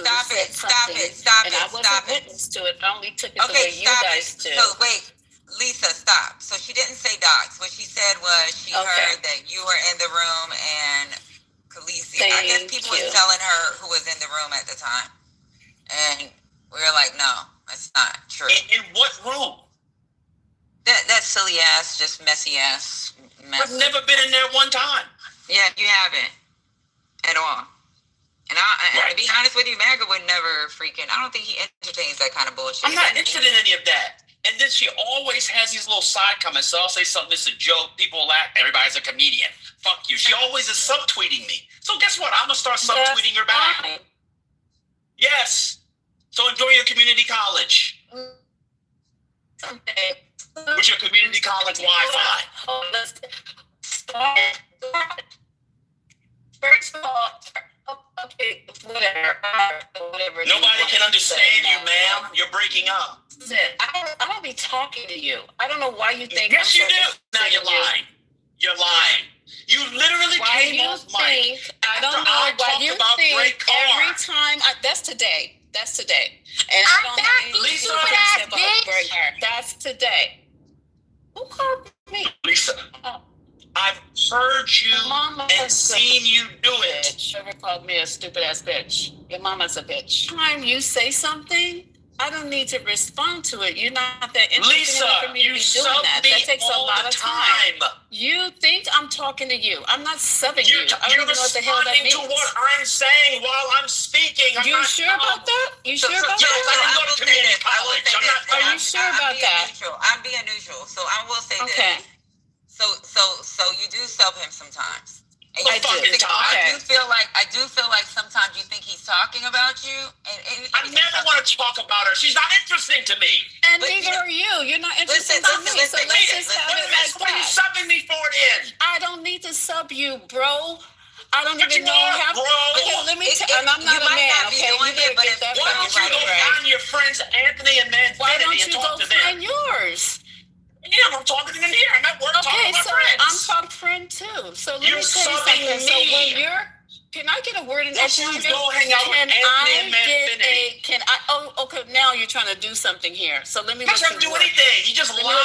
You constantly lie. You are a liar yourself, What did I lie about, Lisa? No. You lying that I'm subbing you. I'm not interested in you. So the next time, okay, so Patty, you say that, but the next time I see you, Patty, let me tell you what. The next time this person is speaking or saying anything, I will stay on mute and off the chat. So that way, can I speak? I don't know why you're screaming. Can you speak? Can I speak? Thank you. So anytime that you're speaking or contributing to the room, I will stay on mute and out of the chat. So that way it won't be no confusion as to what I'm trying to do or attempting to do. Yeah, like I said, after the Greg Carr thing, you accused me of disrespecting him. Okay. You accused me of calling people who are 45 and older dumb. No, I did not accuse you. I said, yes, you did. I heard you. No, that was part of my security. It had nothing to do with accusing you. I brought that in as part of my response. It had no accusation attached to you. You're right. I said it. I said it. No, just certain people. You were responding to what I said. And it was my response. It had nothing to do with accusing you of saying anybody was dumb. Okay. The way in which you just say stuff and can lie for 5 minutes from moment to moment is insane. Well, then let's you said that the reason why, we need Greg Carr because some of us went to community college and whatever he's feeding us, we're going to take because we're dumb. What was wrong with that? Well, obviously you were responding to me. I didn't talk about intelligence level. Because we were taught, because Divine asked about the public sphere and age and format. Okay. And you obviously got offended because you thought people were calling you dumb. No, I did not. You did, Lisa, we all heard you. Can you I was responding to the Dr. Carr comment. Whether you call me dumb or not is of no circumstance. What was the Dr. Carr comment? Watch this. What was the Dr. Carr comment? You just said it. You were saying that the age groups that are listening to Dr. Carr are 45 and over. I might be missing something here and there, but that's what you said. And what? You're missing the whole thing. It was about getting news off the radio. Okay. That's why I said Tom Joyner, 20 years ago, 20 and 30-year-olds used to listen to it. That's why we had a black public sphere. I then gave an article by Michael Dawson. It had nothing to do with Greg Carr per se. I was using an example. You bringing in community college is proof positive that you were trying to call me an elitist who was talking down on people, not dumb. You and here you go. And you know what else you said? You know what else you said? You know what else you said? Mm-hmm. I don't think I'm smarter than everybody either. I'm blah, blah, blah. You were obviously talking about me. That I was. At that point. I know you were. So now you're not lying? And then you called me dumb. So there you go. Dumb. So, thank you. I appreciate it. Coming from you, that means a lot. Yes. You're a medical professional who doesn't know the health benefits of circumcision? What? Yes. What are you talking about? Yes. I'll tell you. Would you like Do to you know the benefits of circumcision? Lisa, you don't even know the things that you say. I'll tell you. Do you know the benefits? Okay, Yes, so why is I it do. important right now? Yes, Okay, I do. Go ahead, sir. Go Yes. ahead. So I'll tell you the benefit. I'll tell you the context. When we were going over the USAID stuff, you were like, oh my God, they're paying for circumcisions, and I forget the African country it was, or where it was. And people were like, well, they're medical benefits. And you asked, as a medical professional, what are the health benefits of circumcision? That's what you asked. I was kidding. I do urology every. You know you what? Are not kidding. You are not kidding. I was kidding. So what are the health benefits, Lisa? Every what are the health benefits? Day. I'm not going to go over that with you. I don't have to. I don't have to. You don't know them. I do know them. I do urology. Been doing urology for 10 years. And it's doing babies as well How's as adults. It was Man, you don't just kidding. Anyway, I don't know. I don't. You don't know anything. You don't. We hear you talk about medicine every day. Benefits of circumcision. No, I don't. Go ahead. What did I say today about medicine? Maggie, what did I say? Ma'am, we've heard you talk about medicine. You do not sound like someone who knows deeply about medicine. Oh, really? Okay, so you tell the people I work with that. I'm not telling them shit. Your answers get. Because you don't know. You don't know me. You don't know I don't care. You don't know asked what the health benefits of circumcision were. I was kidding. No, you weren't. It's not a joke. But you got, well, what? You don't think it's a joke. Maybe somebody else thought it was funny. You don't know how to banter. You'll talk about people not being witty. I don't know how to banter? No. Wait. Not in my opinion. I don't know how to banter. Are you insane? No, I'm not insane. Are you? Do you know what banter means? Do you? Of course I do. Okay, great. So that we are equal. We know what we're talking about. So what else? All I do is banter. What else have I said? I just told you what else I could. Get it off your chest. It's not important to me. It's obviously important to you. So just get it don't off. go around telling people that others are doxing you and participating in rooms. Just told you what happened. I did not say that. Somebody else said it. I'm almost done. Okay, hurry up and be done. Yeah. You got 5 minutes. That people are doxing you and participating and in while all that's going on. And then if you stop the subtweeting, which you do constantly, that'd be fine. I just told you that's soft. If you don't, that's soft. You don't have to stop. I said that's soft. You don't have to stop. No. I got it. No, you're right. You don't have to stop. I'll just respond from now on. No, I don't need to have a response from you because there's not going to be a dialogue. I know how to exist in spaces with people that I really don't fuck with. I do. That's all. Okay, fine. Oh my God, Anything else? This is so boring. Oh my God, so boring. Anything else? You go talk to Anthony and Infinity, and why you have your friends, but you guys have the best content. You guys have great content. Why are you bringing Anthony and Infinity into this conversation? We definitely come to you we definitely come to you for political content. I'm not a politicist. I'm not. You're not a politicist. What is a politicist? I don't sit up and talk about politics all day. So what else? What's a politicist? What else? What's a politicist? What else? What's a politicist? What else? Yeah, politicist. No. What else? What else? What else? Is your 5 minutes up? What else? Nah, I got another 45 seconds. Cool. Go ahead. Old people listen to the radio for their news. Young people don't. Back in the day, young people did. That was the point I was making. I wasn't insulting you. I wasn't insulting Greg Carr. I wasn't insulting anybody. Okay. Well, thank you for clearing that up. I appreciate it. Well, if you had regular intelligence, it wouldn't need clearing. Oh, if I have regular intelligence. Yes, you're done. Thank you. Oh, thank you. I'm done. I appreciate diagnosis. Good. Anything else? There you go.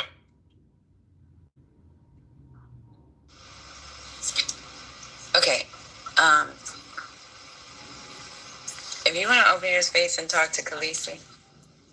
Open my space to talk to Khaleesi? No, she's going to have a mods-only room that she records and have people in it.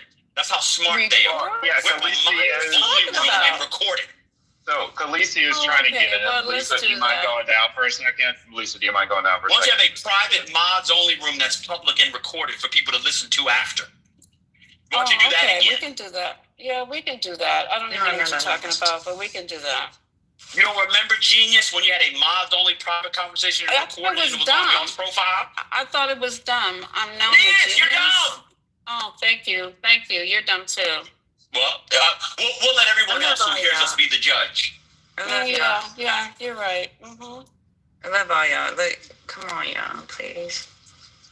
Look, I didn't do this. I do not I'm just here talk to this lady. Listen, this is I do not respond to this lady. She always has to come behind me and say some slick shit. Can you do this? And it's got to be from the heart. If it's not from the heart, like, apologize for at least that comment. Have a whole closed room private. Oh, people no problem. pinging it and it's okay, recorded. so for the hold on, I don't know what he's talking about right now. Of course you don't. Really, I don't. So what I'm talking about, this is just from Patty. This is just from Patty. Okay. It's just from Patty. Making that comment, I'm with Lady, because when me and her talked about it, pretty much like, you can create a false memory because you were in our room, all that was going on that day, and it's like you seen one particular person, just assumed everybody was there, and you didn't see it. Other people came back with this because people do this. They're in my back channels with freaking recordings and messages, like screenshots. So like people do this shit. So like he wasn't there. The recording is there for everybody to see and hear. The least you can do is be like, you know what? I was fucking wrong. I shouldn't have said your name. She did not say you doxed her at all. I've never heard that come out of her mouth. But the least you can do is like admit, like, I fucked up. I don't know what I was thinking. If you want to call it a lie, it's a lie, but I was wrong. You were not there. And I gotta come from your heart. If you don't mean it and you're just saying it because I'm asking you to, then Oh, Patty, you know I don't move like that. You know, I am a caregiver. I don't move like that. If I apologize, it will be from my heart. It won't be just to appease anyone on Clubhouse. That's just not, for me, that's just not how I move. So I was wrong. No, I wasn't. And you're telling me he wasn't. I can go and listen to it because I have not even went and listened to the replays. So I apologize to you, MAGA, for saying that you were a participant in doxing me because you're saying it and Patty's saying it, and I believe that to be true. So if you accept it, that's fine. If you don't, I understand.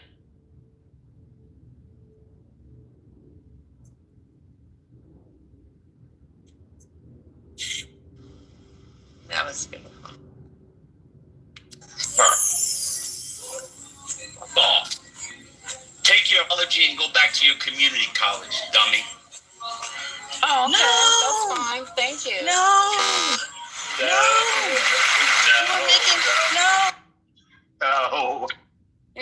That's okay. I wasn't applauding for GOAT. I was applauding for the apology, y'all. Okay, yeah, that's fine This with me. woman just said I was calling her dumb, and I didn't even mention her. Did he call me dumb, or am I? When you went on your gray car thing, obviously, I'm talking about before I said it. You said I was calling you dumb. You came off mute to create content and to be messy. Because you like it and want to get into it. I'm messy. Why am I messy when because we were talking about age and format, and you come off. I haven't called you out of your name. I don't need to come off my. You do. You call me elitist. I'm never messy. You're dumb and all this kind of stuff. You did. Okay, when you came off mute, you started the whole thing. I started. Okay. All right. So if you weren't even in the conversation, you heard Great Car and got triggered like you're his lackey. I wouldn't mind being Greg Carr's lackey. Why? You're not going to get no money out of it. He got no money. Okay. Well, if you are going to be his lackey, you don't have to worry about getting any research because he's not going to publish anything. Okay. You're right. Some of us just make dumb decisions, though. You know what I mean? So what else? Dumb decisions. I said the people over 45, they're probably older than that. You came off to suggest I was mocking people who went to community college, that everybody is not smart, and that dummies like me, whatever he's feeding, I'm going to take it. You then went on a whole thing about how I disrespected Greg Carr.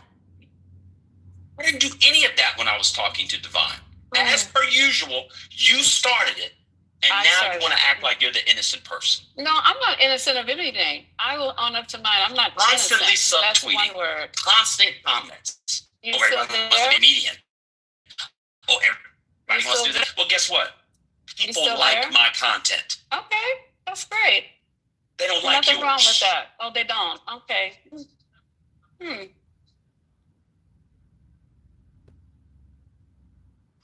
Anything else?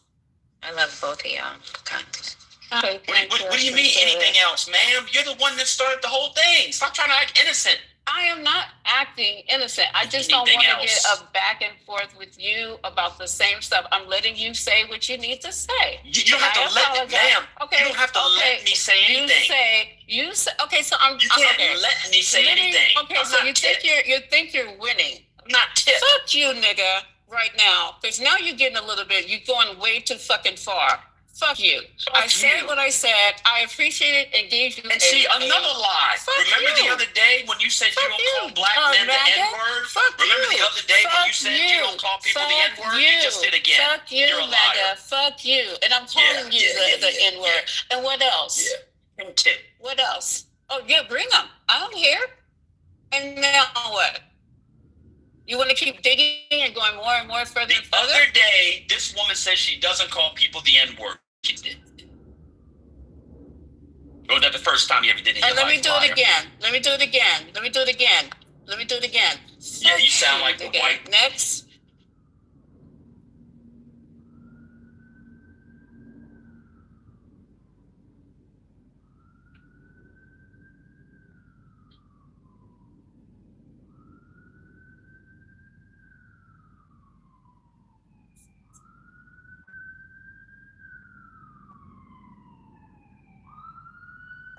What's going on? Oh, I'll tell you what's going on. We were having a conversation. Probably boring for a lot of people. I'll tell you what was going on. It's probably boring for a lot of people. We were talking about Phyllis Wheatley, Islam, slavery. People are like, oh, this is cool content, whatever. Newspapers came up. I was talking a lot. I apologize. I'm trying to avoid something at work. I got to do it in the next hour. And they were talking about platforms and how people get their news and all of that. And I was saying that, like, people don't get their news. We don't have a public sphere. It used to be around, like, the radio, for example, or he mentioned Ebony and Jet. And I said, well, for example, and I used the Great Car because people here listen to Great Car. Excuse me. And I said, it's like Great Car, like, people that listen to that are like 45 and older. But back in the day, a version of that, like Tom Joyner, everybody would have listened to in the car, singing the Tom Joyner morning show theme song. I wasn't being silly. 20 and 30-year-olds listen to out their news. Lisa comes off mute to suggest and say I was calling her dummy. She brought up community college, like I was mocking people that went to community college. She said I insulted Dr. Greg Carr, and on and on and on. Just absolute ridiculousness. It's insane. That's what happened, and this is where we are. She wasn't even in the conversation. Like she frequently does. She had something sly to say with her subtweets, which she does in the chat all the time. We let it slide. I let it slide. That's what happened. And then Kalisha was in here and wants to know why she was accusing her of doxing her when she didn't. She's accusing me apparently of being in a room when people were doxing her, which I wasn't. How could Kalisha have doxed her? I have no idea. Why don't you ask her? Well, I wanted Kalisha to be in the room when y'all was talking. I just didn't want to interrupt. That way she can at least apologize for the doxing piece. But I'm with Lady when it's like, if y'all are having the conversation, have the conversation. But I mean, Patty, we were literally having a conversation about 19th century, 18th century newspapers, poetry. It was like the most chill, non-thing. And she comes in with the mess. People were in here. You can scroll up. People are like, what's going on? Why are you doing this? She just started crashing for no reason.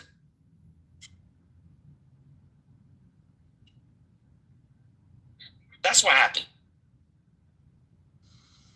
I think she's been defending herself for so long that if anybody like just makes any comment, she's assuming everything is about her. And you can get like that. You can get paranoid. I can't get like that. I ain't gonna get like that. Lisa's in the audience listening.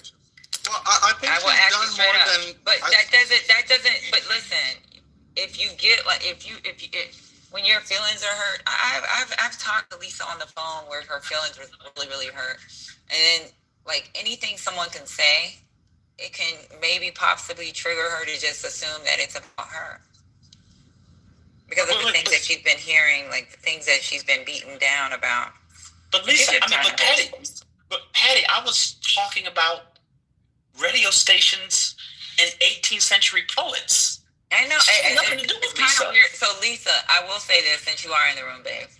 MAGA is not talking about you, babe. He's not at all.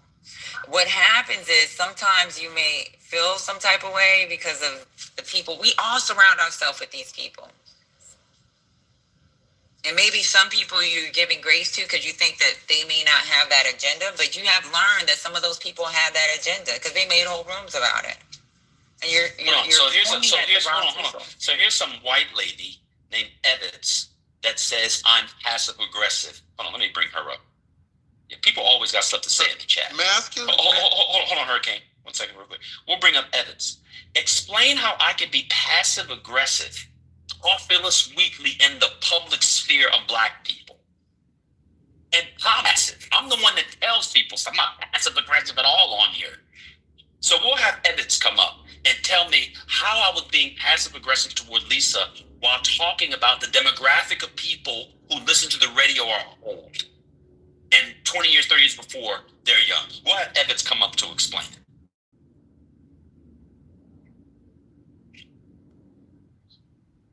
Okay, so Jordy says, bring Jordy up. We'll do. So Evanson's blocked for life. May I say the thing I was going to say? Oh, yeah, do you think?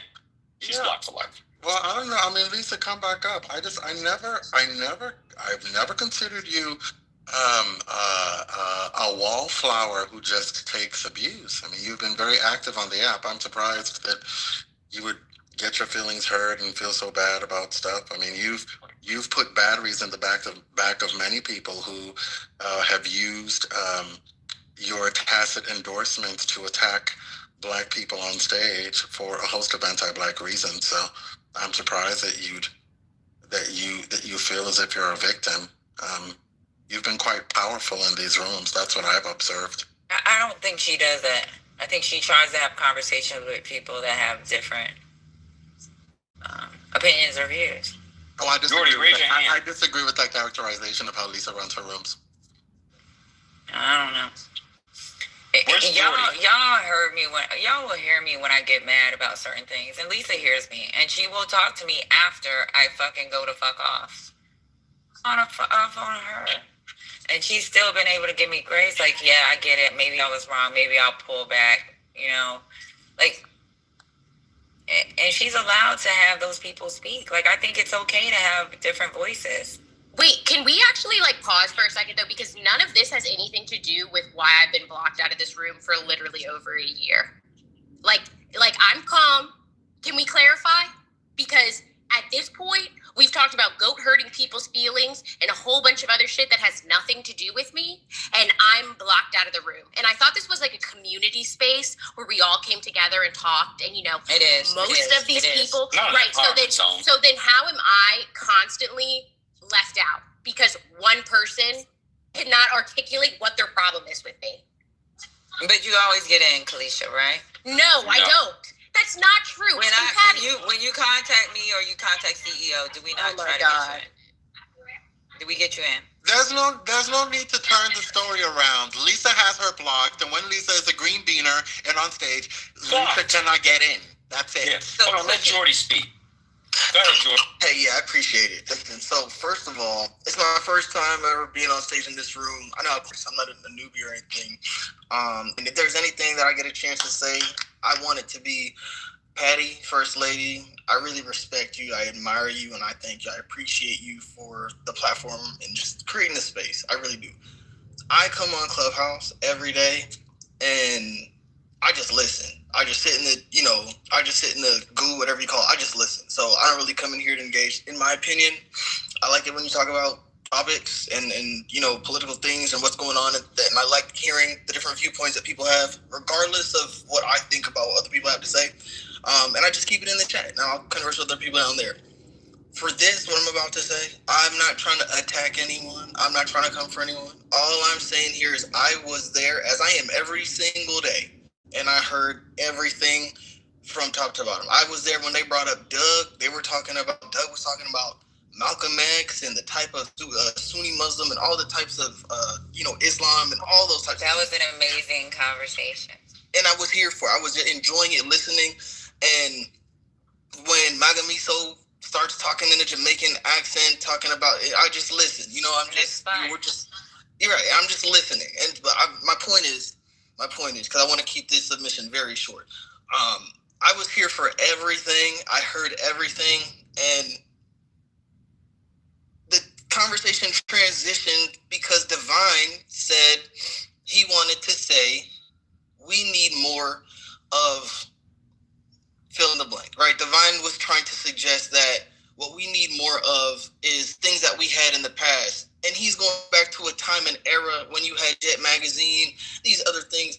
But Divine's position is speaking from a standpoint of a particular media diet. And it was happening back then. But obviously no one's oblivious to the fact that we have a way different way of consuming information, especially, and which was kind of what I think to his pointed submission was young people.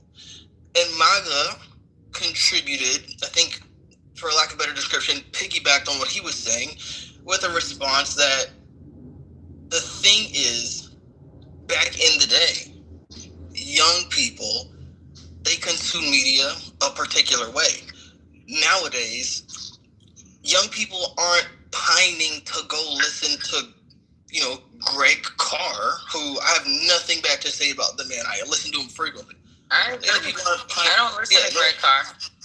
Right, but yeah, but my perspective from where I sat in the audience, what I gathered from what MAGA was saying is that, okay, I hear you, Divine, but the thing is, we can't just bring back a magazine that comes in the mail once a month.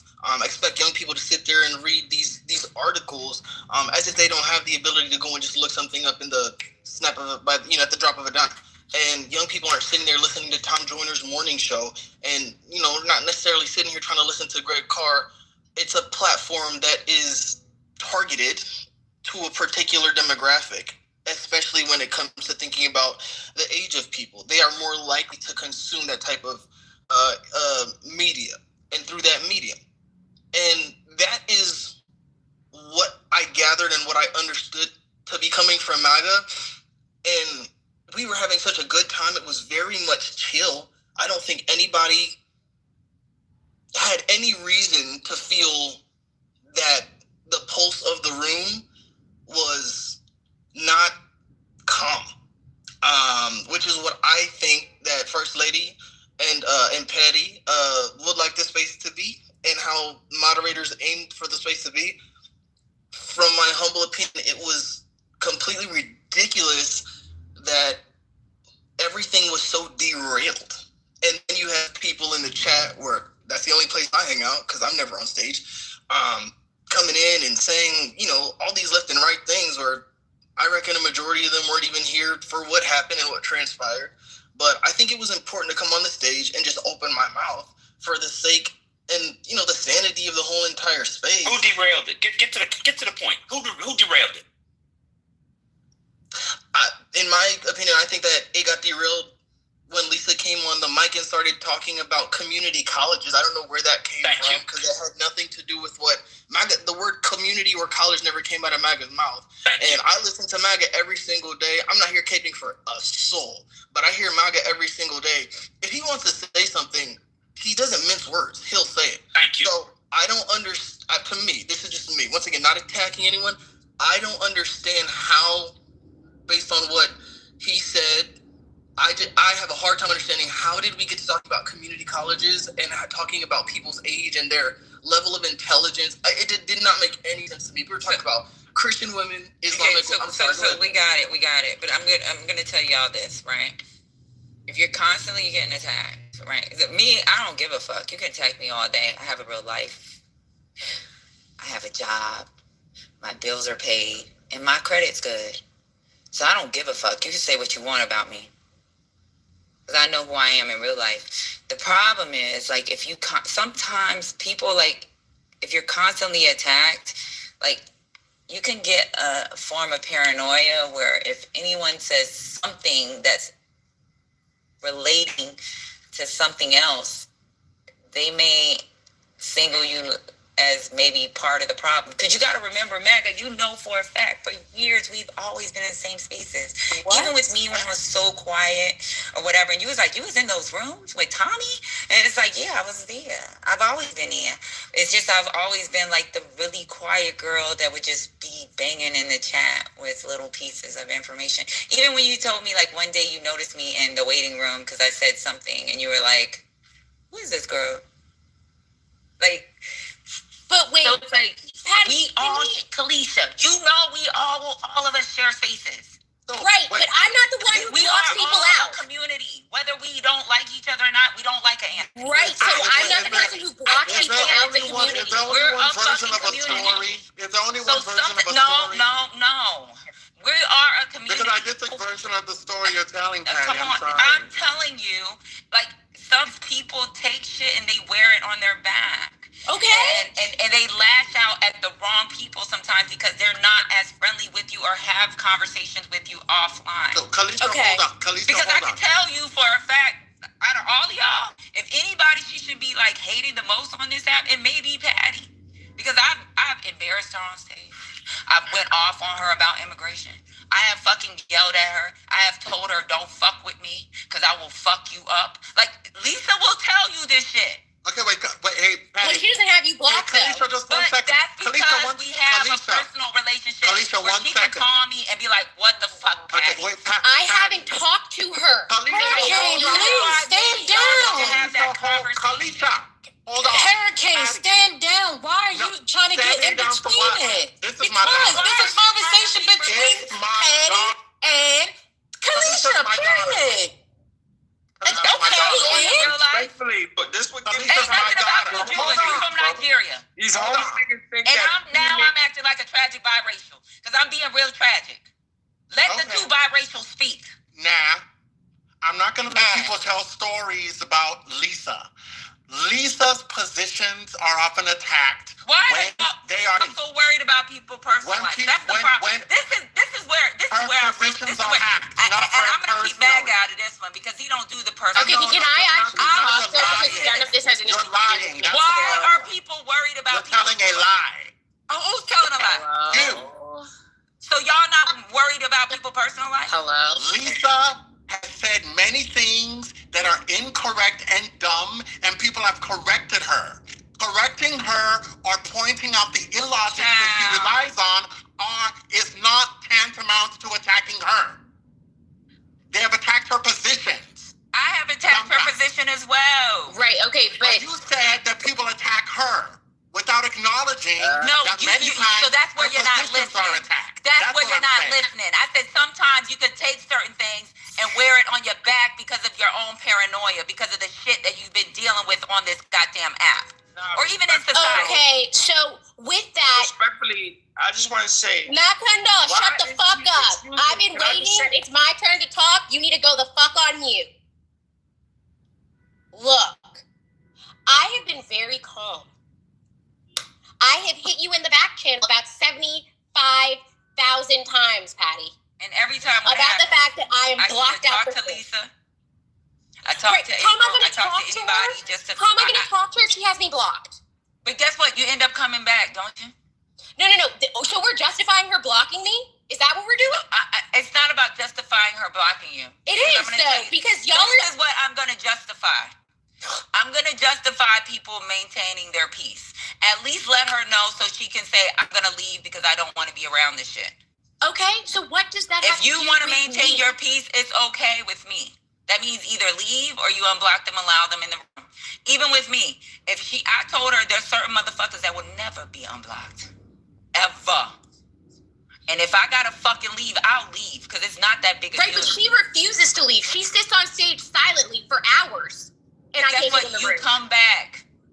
No, I don't. Half the time I cannot come back. Half the time I cannot get in the room. Well, anytime you talk to me or you talk to CEO, do you not get in the room? 30 minutes later? Yeah, because how often do I check my DMs? I don't check my DMs. If I screenshot my DMs. Right, but why do you have to check your DMs all the time? When do I engage with her? Other than when it's about her having me blocked out this space. Never. I don't have anything to say to her. Nah. Respect me. I just want to. Can you shut the fuck up? All right, go. No. All right, you need to go on mute. So, look. All my friends are in here. So, I don't understand. She's unhinged. But that's everybody. That's why I said we are a community. Whether we we are a community, but one person gets to block me out because this is a consistent thing. This has been going on for a year, over a year. And you know what? The accusations and the justifications around why she has me blocked have been proven untrue time and again. So if we're going to agree that this is a community, then we should agree that I have access to the community the same as everyone else. Let me tell you if Goat was blocked out the room or if CEO was blocked out, it would not be the same situation. Let me tell you what's so nasty about this little political community that we think is so straight and awesome, right? A lot of these motherfuckers love to back channel you. They love to send you messages in your Telegram because now we got this little politically correct of recordings. But what does this have to do with the fact that I'm blocked out the room? This is the thing, right? If someone wants to protect their peace because they may have gotten a recording from another dumb motherfucker that wants to start a bunch of messages. Play the recording. I don't have a recording. Okay, so she can play the recording where I doxed her. Play the recording. If you're justified and it's vindicated and all this happened, play the fucking recording. If not, I don't think she should be modded in this space ever because it is unfair that I am consistently blocked out this room. It's ridiculous. It's a fair request, too. I don't come in here. I don't engage with her. There's nothing to engage with intellectually, respectfully. No, that's for sure. So, my ask is not a lot. And you know, it's frustrating to look back. I can scroll our conversations with Patty, with First Lady, January 24th. January 24th. I was asking why the fuck I'm blocked out of this room. This is December. That's ridiculous. And I'm sorry, but like to sit on here and contribute nothing. A lot happened between them. Yes, more lies happened between, more subbing people, more calling people dumb when you're the dumb one, more protecting open racists and bigots. Yes, a lot definitely happened in between. Right, if you have the screen recording of the doxing, play the screen recording. People say, why does it matter? It matters because people that do stuff like that take it off the app. Let me be honest. And the same person who's worried about being doxxed should not be lying about it. One second. So sometimes people use the word indifferently, right? So are we still justifying the fact that I'm blocked out the room? Like, is this just gonna be a booty clap for her blocking me out the room? This is too aggressive. That's what this is. This is too aggressive. This is too aggressive. This is too aggressive. Nobody coddles Lisa more. Nobody gets coddled more. Came off mute to say I was insulting her and people at the community college when we were having an intelligent conversation. By the way, not one scintilla of what she could contribute to. At one point in time, she's an idiot. I don't think it's an idiot thing. Go back and forth. It's her back. Didn't y'all used to go back and forth back in the day? So at what point in time am I going to get unblocked? Wait a minute. Or are we going to come to a solution? What do you mean she's attacked all the time? How can you feel attacked in a conversation? Not you. How can you feel attacked in a conversation about enslaved Muslims in the 18th century? Nah, Magda, she was ridiculous early I saw that whole situation. But Hold on, Macindoll. Oh, okay. I'm holding. Thank you. But for real, like, can we come to a solution here? Because I'm pretty over this, and thus far, nothing has been presented to suggest that I did anything wrong at all, other than be a badass bitch. And I'm sorry that I'm a main character and people want to hear what I have to say and they're interested in my life. And I'm biracial. But frankly, ma'am. What? I had to put that in there. Please. But frankly, none of that justifies me being blocked out the room. So if you over and the other thing is, when have I ever not said exactly what I said? When have I ever not stood on 10? When have I ever stuttered? Never. Because I give 0 fucks. If she wants me to drag her, I will make a whole ass room.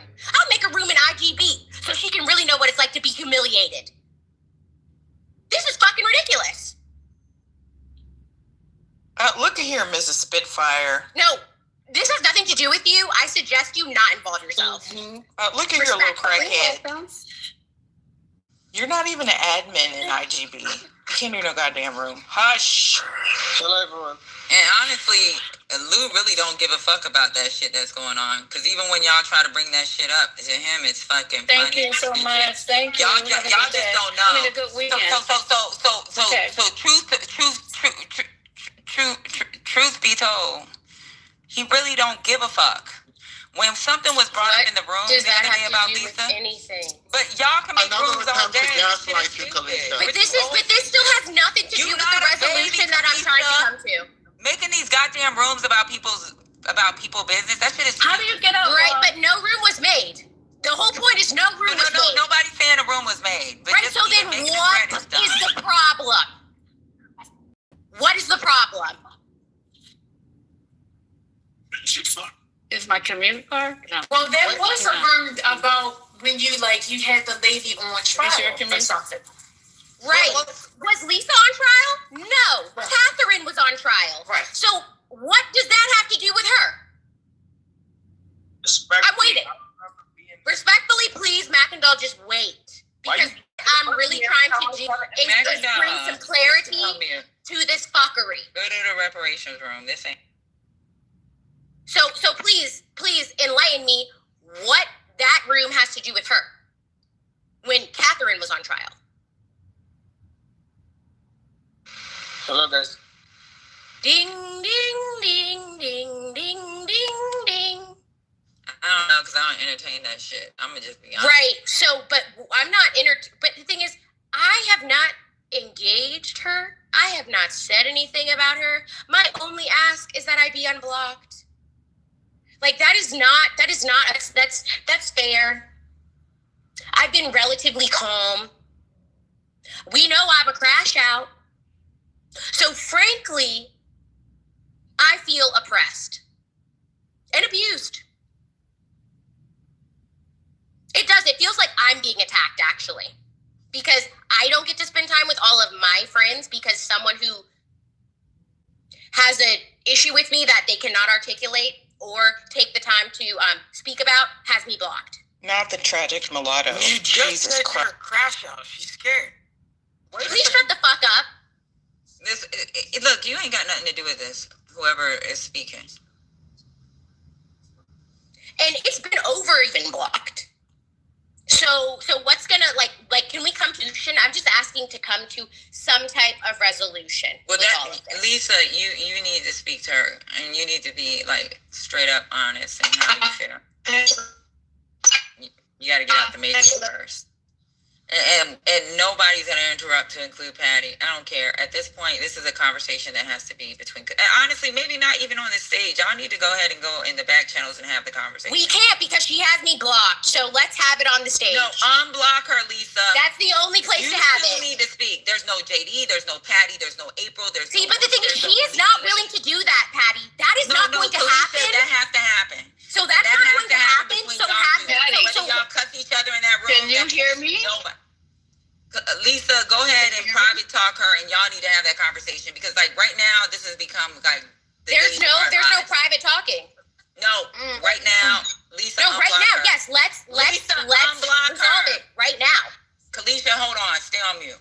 Unblock her, and you are going to talk live her, and you need to talk in a private room because, like, we were talking about Phyllis Wheatley, and I know a lot of us had that, at least in our junior high, where we had to read some of her poems. So let's go ahead. Yeah, Patty, I don't agree to a private room because I don't think anything will ever be resolved, and then I will stay blocked out this room, and I don't think that's fair. No, stop. No, stop. We've been in here. Stop. Okay, yeah, let's have a conversation. Lady, go in the room with them because let's have a conversation. No. Do it, Mice. Why can't we have the conversation here? There's nothing embarrassing. Because this ain't for people entertainment. Right there, it's not. Let them talk, man. Shut the fuck up, man, Infinity. So, what is the problem? Because everybody in this space now knows. Isn't this not Patty's room? I think this is enough. Patty, hold on a minute. It's your room. If you said you don't want this on your stage, it is what it is. Fuck whatever. Oh my God. Oh shit, we gotta lose the Patty's man up in here. Have her block me for a year. Stop screaming.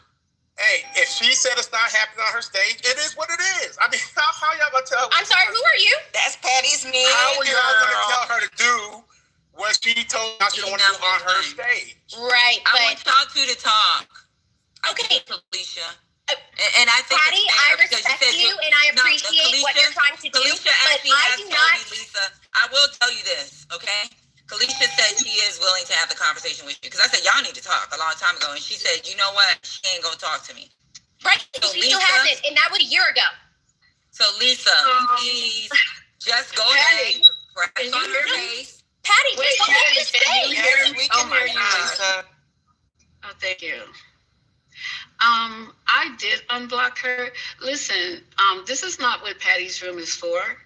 Now you're gonna demonize me? Okay, so we're not gonna talk. Why are you saying you unblocked her? Hold on. Why are you saying you unblocked her? She contacted me the last few times. And we're gonna continue that conversation. What's gonna happen? See, but this is not honest. And if we have a private room, there's not gonna be any honesty because she's no. Stop. You can fight her in that room. She can fight you. Y'all do need that. Lady, go ahead and go with them, please. Alicia is not going into a private. That's not fair, Patty. That's not fair. That's not fair, Patty. Kalisha. You know, Lady's gonna take up for you. No, I don't, because I know that I've been blocked out this room for a year. And I'm sick of it. So what I'm asking is for a resolution. I've been sitting in here. I've been calm. So Lisa, what is your problem? Why do you have me blocked? And what do you need to unblock me? I need you to talk live her now. Talk. You're not gonna talk to me like I'm a kid. JD said click not on to her speak. face. No. See, this is so once again what we're doing is actually solving JD said not. Yeah, oh my God. So instead, what we're going to do is run around this conversation. What we've actually seen is artful booty clapping and justification for her blocking me out the room. Blocking me out the room, as always. Blocking me out the room. It's ridiculous. Please don't gaslight me right now because this is an ultimate gaslight. JD, please. I'm asking Lisa. I'm not asking you. I know for a fact Kalisha's already told me she was willing. Right, but I at this point, no, I'm not. I'm willing to have the conversation right here. Because there's no secrets. This ain't it. Right, but it is now. It is now that y'all have me blocked out this room for so fucking long. It is. Kalisha, you always come in when you end up talking. No, that is not true. That is absolutely not true. That is absolutely not true. A lot of times I don't even know that you were in my back channels. Guess who's the one that's texting me to let me know? It's CEO. Okay. And that's when I answer you. And I want to say something real quick. Lisa, did you just say you don't have a blog? Hold on. Patty, it may be MAGA. Get out the car, This is still nothing to do with me being blocked. That's it. A lot of y'all, I don't even motherfucking look at y'all messages if you want to know. But you're still running interference for her while she has me blocked. Patty's about to cuss everybody out in about 10 minutes. Just letting y'all. Nikki, can you stay on mute? Can you stay on mute? No. The CEO has something he wants to say. I'm looking out for Patty here. I'm just letting you know she's about to cuss everybody out in about 10 minutes. I just want to know if Lisa said she didn't have police involved. Correct. Did you say that? Did you say that? Lisa? She's not going to. She said, "Can you hear me? Can you hear me?" Exactly. Thank you. So you don't have her unblocked because I've had to bring you down multiple times, and then she just unblocked her. Now who's talking? So why do you have me blocked? CEO? So why do you have me blocked in the first place? Play the recording. Right. Yes. Play the recording. What recording? Y'all need the recording that you have of me doxing Y'all do that. Y'all have that conversation because I play the recording. We're all waiting for the recording. If you're unblocked now, it's all good. If you're unblocked now, it's all good. Yeah, until she blocks me again in 5 seconds. Bruh, come on. Let's be honest. If this is a community, then I get to commune with everybody else, right? So does... Hello? JD said what he said, and I'm saying what JD said. This ain't the time or the space. Right, there's no time or space ever. So are we Wait a minute. One second. Patty, CEO said if you're unblocked, what you say my name for, Hurricane? What you say my name for, Hurricane? No, that was me. That was me, Patty. No, it's not, because he's unblocked me again. He's unblocked me before. This is all circular because everyone is running interference. If you guys let the conversation, just 5 seconds, we can have the conversation and it can be squashed. MAGA already got to squash his beef, so I would appreciate to address my concerns. I'm putting my beef in some fucking crock pot. I'm slow cooking that shit for a year. It's not squash. Play the recording, liar. I don't have a fucking recording, you stupid motherfucker. I'm telling you, I don't keep recordings. There is a room like you guys do, okay? I don't have a recording of shit. Whatever you guys are talking about, you're the ones who hold these recordings. I don't have time for that foolish, childish bullshit. And I don't give a fuck if you think I'm dumb. I never told. No, you be quiet. You've been talking the whole time, nigga. You go get the recording. I'm not your girl Friday. You go get it. This is crazy. You go get it. There's no recording. Is that what there is a room. There is. I don't keep clips. I don't keep pictures of people. I don't be doing all that ass niggas ain't in here because y'all ain't got shit to do with this. So y'all go down. Oh yeah, first they moved me down. She did. Of course she did. Wait, why y'all say wait? Why do y'all say y'all? Come on, y'all. That y'all not recording. Yeah, talk about y'all. Go get the room. I'm not moving nobody down. We need the voice. Pussy motherfucker has been talking about me while I'm at work. I can't talk. None of that. So now that I'm not at work, say what else you need to say because no one is even checking for you. I just told your fucking ass. I don't have no motherfucking recording. There is a room. There is a room. You go look at it and listen to yourself, nigga. And I said it. You can't even say it again. I'm gonna say it again. I'm gonna say it again. So what? So, and look the black around. If this is my first time. Everyone. So I'm so lost. If there's no recording, then please go pull the room. What room are you talking about? The room that you said what was her name? Somebody's on trial. Y'all go pull that room and listen to it. Right, you need to be able to substantiate. If you y'all go pull the room and listen to it. Go pull the room and listen to it. I'm not your fucking assistant. See, this is crazy because what actually is happening here is and listen to it. So, can I make a claim? You doxed me.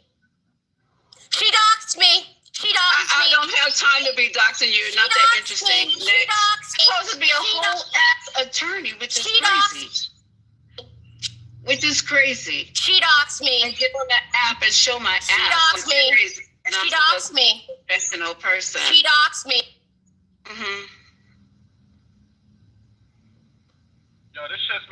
girlfriend fight. That's just. just I'm confused. I just got here. Out here. What the fuck? 1 second. One mic. You can't say Khaleesi's voice. You can't say. What mic on First Lady? All right, I just want to understand. Are you in the shower, First Lady? Yes, I'm here. Ooh, sexy girl. No, can y'all stop doing this shit because it's pissing me off. Felicia, so listen, I'm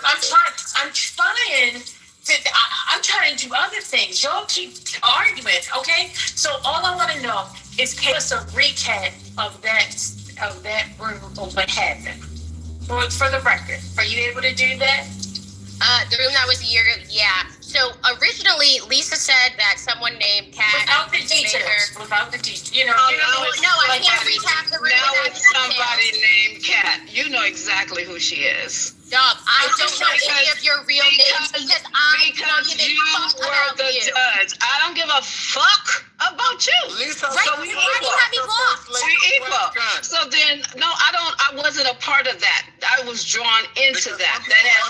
This is crazy. Part of that was, listen, if you're not going to listen, I'm not going to talk. First of all, I was drawn into that room. I had nothing to do with it. They pinged me into it. As I can remember, since it has been a year ago, she was a judge. And they were talking about how they found out information about me. You can pick it up from there. Yeah, that's not what happened at all. I was a judge. I was judging whether or not Kat had doxed you, and we had all the information presented. We asked multiple people. We went through it. Shauna, our token white, was also there. That's another lawyer on this app. Another lawyer on this app who admitted. Continue talking. Okay, one second, Lisa. 1 second. Go ahead. Right. Bitch ass up. You shut the fuck up, hoe. Fucking bitch ass motherfucker. Shut the fuck up. Fucking female talking, right. bitch. You must be jealous, can y'all motherfucker. stop and let Kalisha go? Because what's going on? Hi, another whole attorney named whatever her name is. Right. So most people have known me on this app for 5 years, and I have never doxed anyone.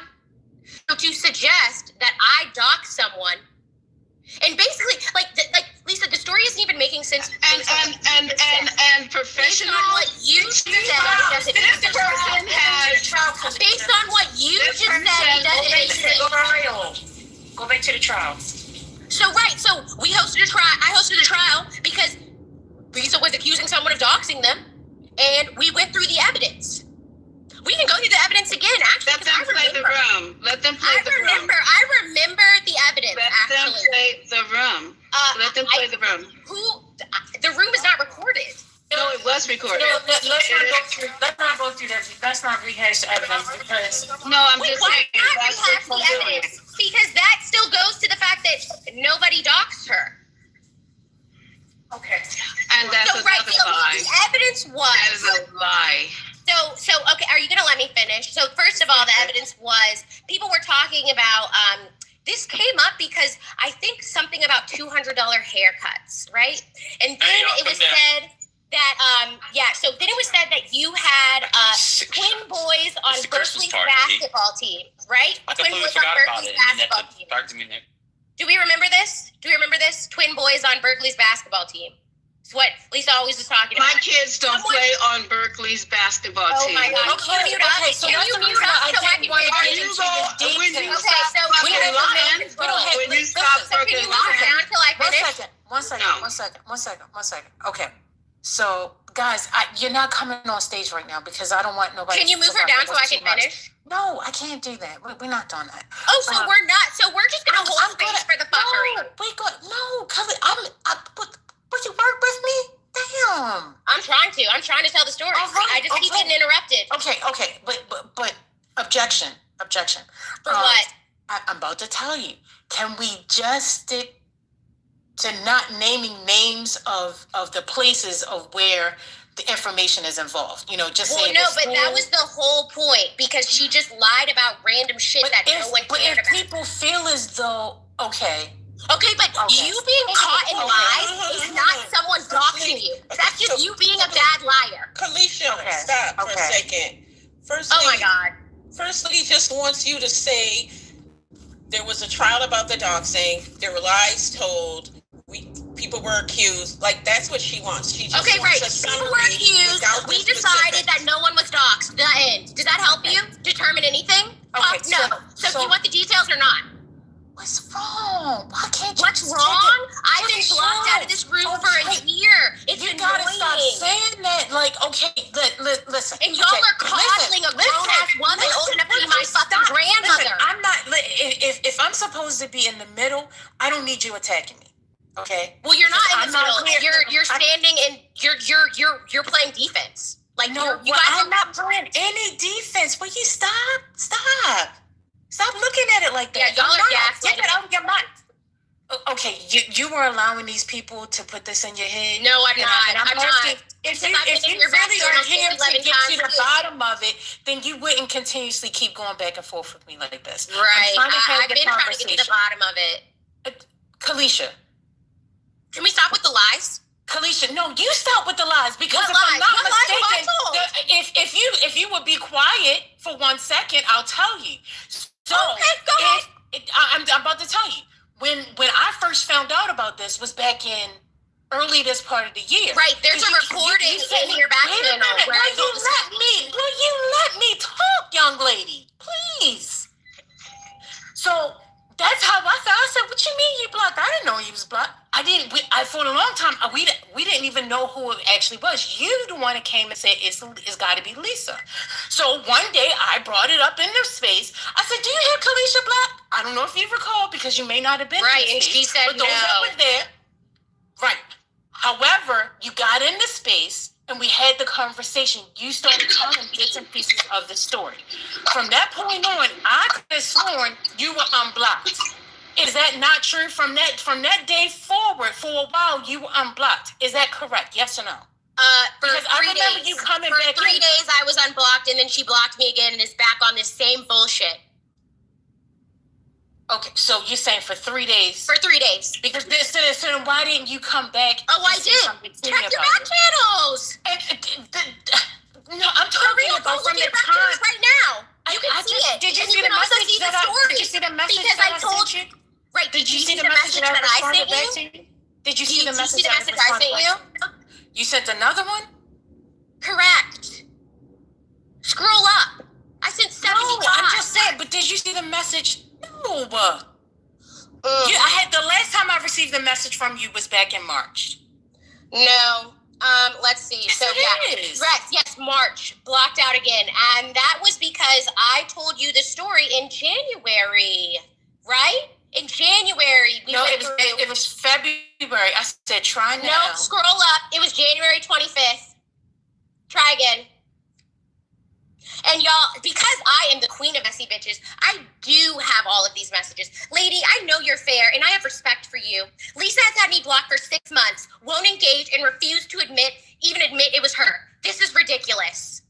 Okay, now... Right, and then I said, I don't know what's wrong with this app, but we have no beef. That's what I'm saying. She has me blocked for no reason. She won't say why. It is just ruining my experience. She sits on stages silent and modded. There is nothing I can do. Say anything in here. That's I have all the receipts. I reached out to Patty multiple times. Lisa always denies that it's me.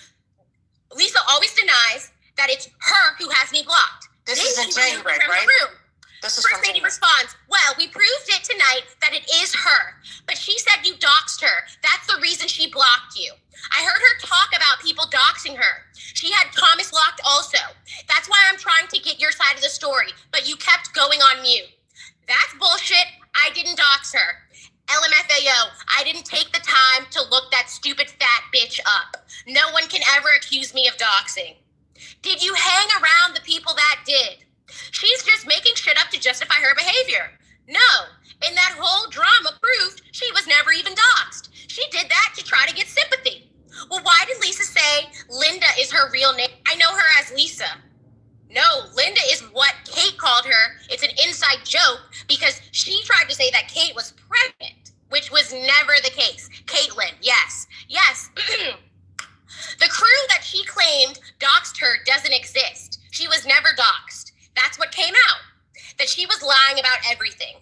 tried to say people tried to dox her kids and the school and all that shit, and it was all shit she made up and information that she revealed. And all this came out, and it was on recording. This shit happened so long ago.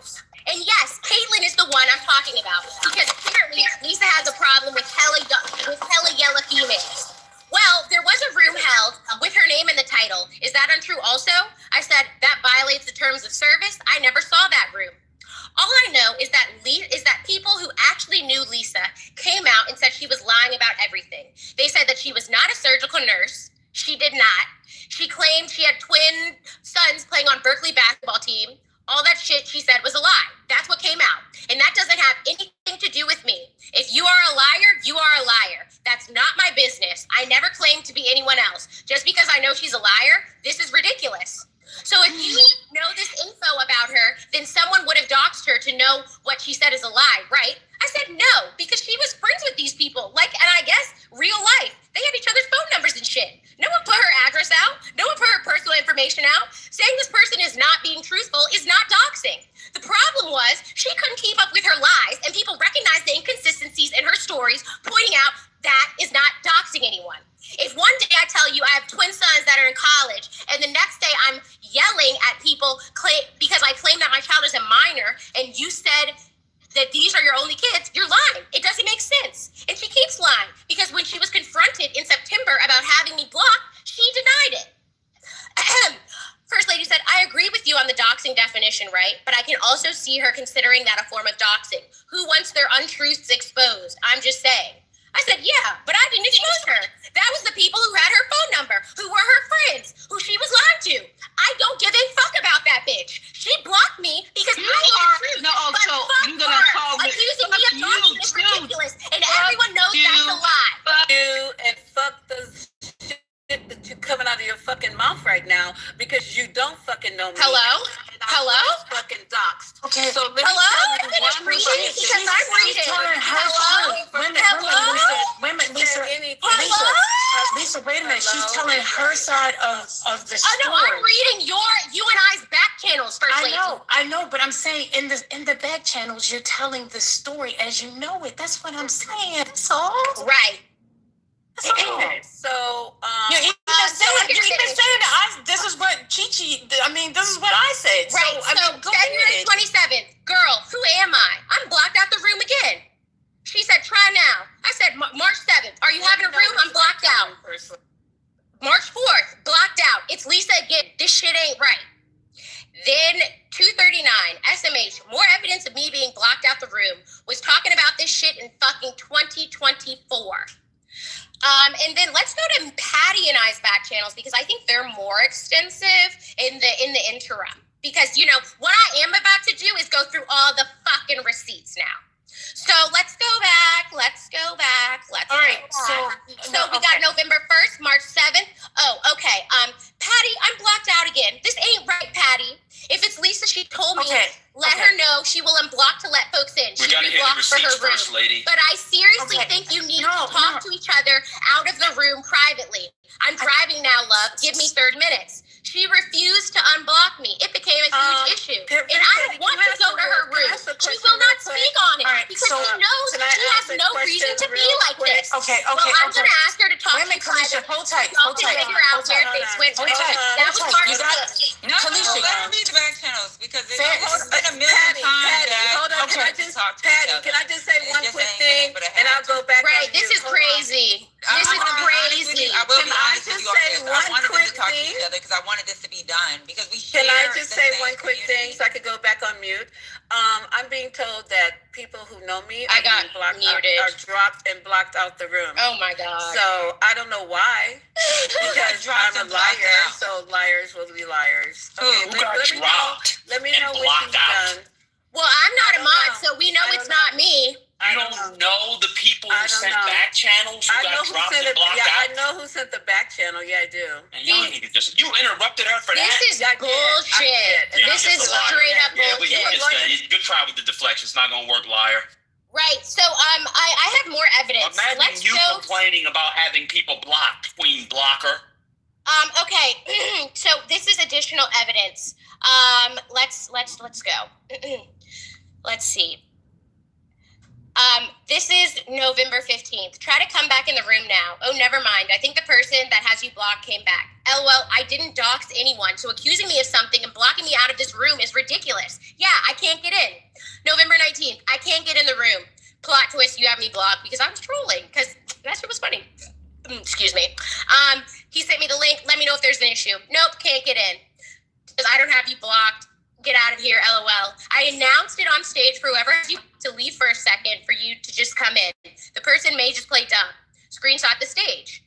I didn't even think it was Lisa. I said it has to be Anthony or Manfinity, and Cece was the other person. I know Anthony. I can ask him directly. I said, I don't know Cece, and I'm still blocked out. Crying face, crying face, crying face. I can't get in. Kiki, still can't get in. What the heliante? Like, what the hell? He goes, I can't do anything. The person isn't leaving, whoever it is. All caps, it's Lisa. Move her down. Move who down? Lisa, it's her. I sent you the screenshot. He goes, oh, okay, 1 second. I said, I'm about to drag this lying-ass stupid bitch. He goes, yeah, don't do that. Just hold on. I said, this is fucking ridiculous. Like, every day. Just goo her for 2 seconds. LOL, y'all enabled this bullshit. Raul says, okay, I got clearance. Get ready to come in. LOL, I still can't get in. Now, right now, she is down. She is a cunt. She sits on stage and contributes nothing. Are you in? Yep. We support you both. So try not to drag her around PC. Support us both. I didn't do nothing to that dumb bitch. LOL, what I mean is we support Lisa. We support you. Nah, y'all don't, because you let that bitch block me out of every room. Y'all hold space for concrete, but let that fat, uneducated bitch block me out of the room every fucking day. I am blocked out the room. LOL, can't get back in the room. This is November 20th. Okay, I just got off a call. You ready to hop in? Yes, thank you. She's off mic now, so give me a moment. I'll text you when the window is open. Thanks you. Yep, one day I'm held of it. She should catch hell for this bullshit. I've been very restrained and respectful. Her blocking bullshit is unnecessary. Will you let me back in, please? Crying face, crying face, crying face. I'm at the movies seeing Wicked. No worries, I made a burner. Today, please goo and return. Oh, I'm not in, LOL. Hold on. She's in a debate with Goat now. It'll be a minute. Yes, she kicked my burner out the room. Pause that shit. This is fucking ridiculous. Tick tock, tick tock. Just drop her for 2 seconds. Like, what the fuck? Lisa is literally talking. When she is next silent, I will. Should I pull up another person's back channels? Because I have more. Because this is extensive as fuck. And my story has been remarkably good the entire time.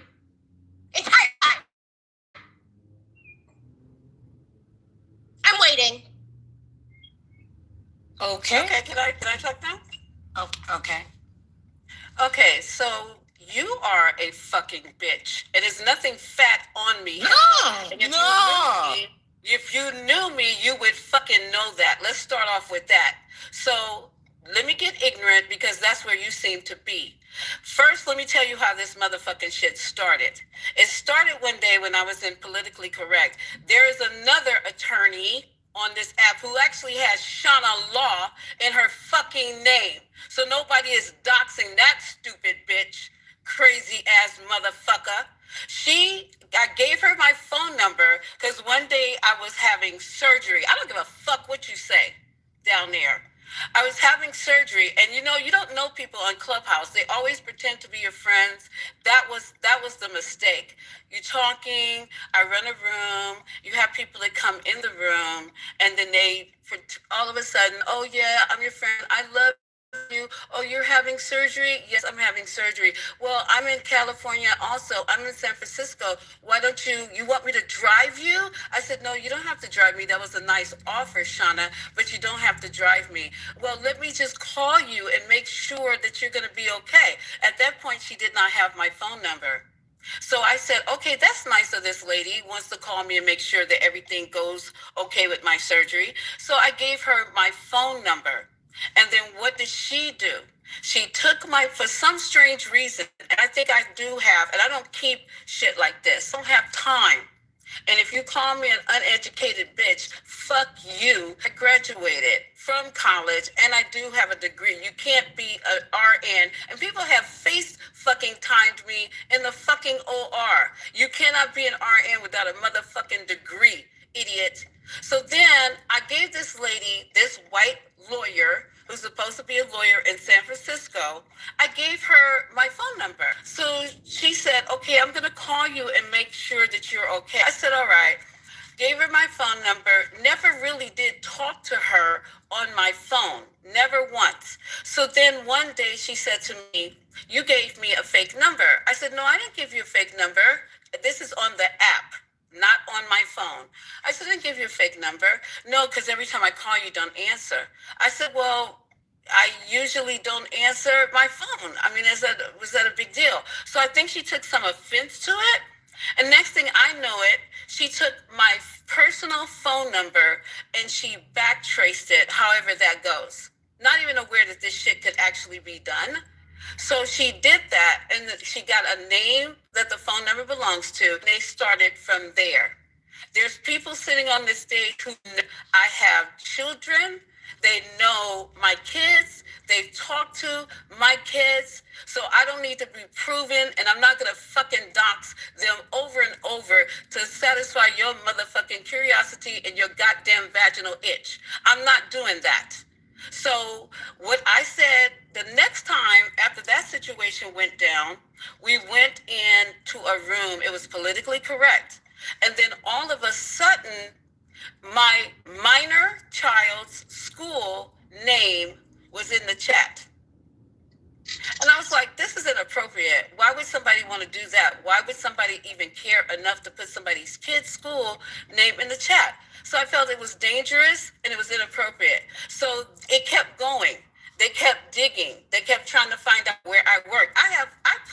Didn't I put in Telegram the entire conversation that I put in Telegram, not trying to hide anything from anybody, of this conversation with these people doxing me, calling me on my phone using an unknown ID. And then the next thing they do is they call me with Google numbers and they start talking to me and asking me questions and blah, blah, blah.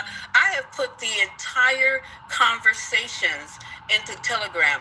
One time I was accused of something. I put it in my PTR. I'm not trying to hide anything. The problem is they don't know what they want to know and they want to keep digging. Why? I don't know why I'm so interested. This whole thing with Kalisha, that's not even your fucking real name. So why are you worried about what people put as a PTR name? That Divine is his real name, Haitian is his real name, CEO is his real name, First Lady is her real name, Reformer is her real name. That is ridiculous that I have to put in my whole fucking whatever on my fucking birth certificate on my PTR. So next, there was a room that was being held. Still don't know why the room was being held. A room was being held and I got pinged into it. Khaleesi or whatever is judge. So they're going down everything that they back when you use the phone number to try to find out who somebody is. They took a number that I gave to Shauna Law, and she even told them how she did it, step by step. It's on the recording. That's why I want them to play the room. It's not going to fucking bother me. It's just going to show what kind of people that you really are. They used that number. They found the address I lived at. They found the last 4 digits of my sister's social security number. Just a fucking mess. This is what they're doing on Clubhouse, right? So I did what I needed to do. Patty told me to file police reports. I did that. A bullying website, I did that. I contacted Clubhouse, I did that. What the interest is, I do not know. If you don't consider me to be I don't have to be a fucking nurse. I don't have to be whatever you want me to be, but I know what I am. It's what I answer to. That's the problem. Now let me go back to the room. So went to the room was open, and it was a trial. They pinged me into the room. And there was a trial being done. The trial, now I'm finding out, was to protect Kat. So to find out if she really doxed me. So they figured I'm not answering the questions. I'm not answering correctly to the information that they have. It wasn't matching up to the way they wanted it to match up. So then there goes in that I'm a liar. First they told JD I was white. Then they told JD I was putting black paint on my face and trying to be a black woman. Then they said I was fat. I have met people out and I am not. If she wants to call me a fat bitch, I can be a fat bitch. Don't make it whatsoever. The room went on. Please play that room. And it went on about now I'm not from New York, never lived in New York, even though I have my work ID with the hospital on it in New York. In my PTR, I had to put that in there, and then on and on. So during this trial, it was found that because none of the information that they had matched up with what I was saying, that I was a white, fat, old liar. So I just let that go. Because, I mean, who am I to have to prove or disprove anything on an app where you're supposed to be? Are you supposed to be anonymous on this app? Or are you supposed to come in and put all of your fucking information, your fucking TRW, your fucking driver's license, your fucking birth certificate, a picture of your whole fucking family, which I have done in the past, and that was a mistake. To really put a picture of my PTR of my family, I'm proud of my family. I'm proud of my kids. I'm proud of everything that we've accomplished, but that's still not good enough. So whatever you want to believe, you were blocked. I blocked you because of the things that you said. And you can go ahead and that feature, I was told, was for that reason. And my block list being the block, look at their block list and see who's longer. And does it really matter whose block list is longer? Everybody have people blocked on this app for whatever reason. And that's your decision why you decide to block somebody. So I didn't know the rules of engagement. Now then another thing. What was the other thing I'm accused of? Oh, I don't bring anything to the conversation. Well, Patty and I have decided to support each other. She's in my room at night. Her PTR is in my room till 3:00 in the morning. Whether she says one word or two words, it's always valued. All right. It's always valued. Whatever she has to offer in 420. If you think I'm dumb, you do not have to come to 420. It's not mandatory. Just keep scrolling. We're just in there just having a conversation. My room is not Patty's room. We talk about everything. If you think it's a diss because you said, oh, Manfinity and Anthony, I thought you guys like Manfinity. They're in this room. I thought you liked Anthony. They're in this room. What is the problem? Are you trying to put them, I'm trying to wear their jacket or something because there's some type of diss or disrespect to the world that they come into the room? And the people who are talking to them is you. I'm not talking to them. I'm just sitting there holding the space, letting people talk, putting things. I never told anyone on this app that I was type of political, extreme knowledge of person. I never said it. My room is not even named politically anything. It's named 420. People come in there, we have a good time, we talk, we laugh, we chide each other, we talk about opposite politics. But one thing I do know how to do, since I'm science, you can ask me all you want. That bullshit was actually funny. That I don't know about a motherfucking circumcision. You got me all the way fucking fucked up. Maybe you need to have one to get that plasma from underneath your forehead. I don't know. But I'm letting you know that when I say certain things, because I'm not saying it the way you want me to say it, or it don't come off the way you want me to come off, fuck you. I come on this app for a good time. I'm not coming up here to prove anything to anybody. My level of understanding, my level of intelligence, my degrees, where I live, I'm just so this and I'm just so that. I'm just a regular person. I work hard every fucking day. I've been doing this for a long time. If I have to, which I don't, every day I come into the room, these surgeons are glad to see me because I know exactly what the fuck I'm doing. I've never been called dumb. I've never been called stupid. I've never been called I don't have anything to offer. If that's what you think, you're welcome to it. I don't need to prove that or anything else to you. So there are people on the stage right now who support me. I can neither say it or they don't have to say it. But these people talk to me off the app and they've supported me and they've talked to me about this whole situation. They've given me advice or whatever. If Patty doesn't want me on her stage when I'm at work, I'm supporting her because she supports me. All she has to do is call me and say, Lisa, I don't want you on the stage during the day. I try to offer something, might not be what you want to hear. I try to offer things. I try to question things. I try to be a part of the conversation. It might not go the way you want it to go. I might not sound as intelligent as you want me to sound, but I do offer things to the conversation.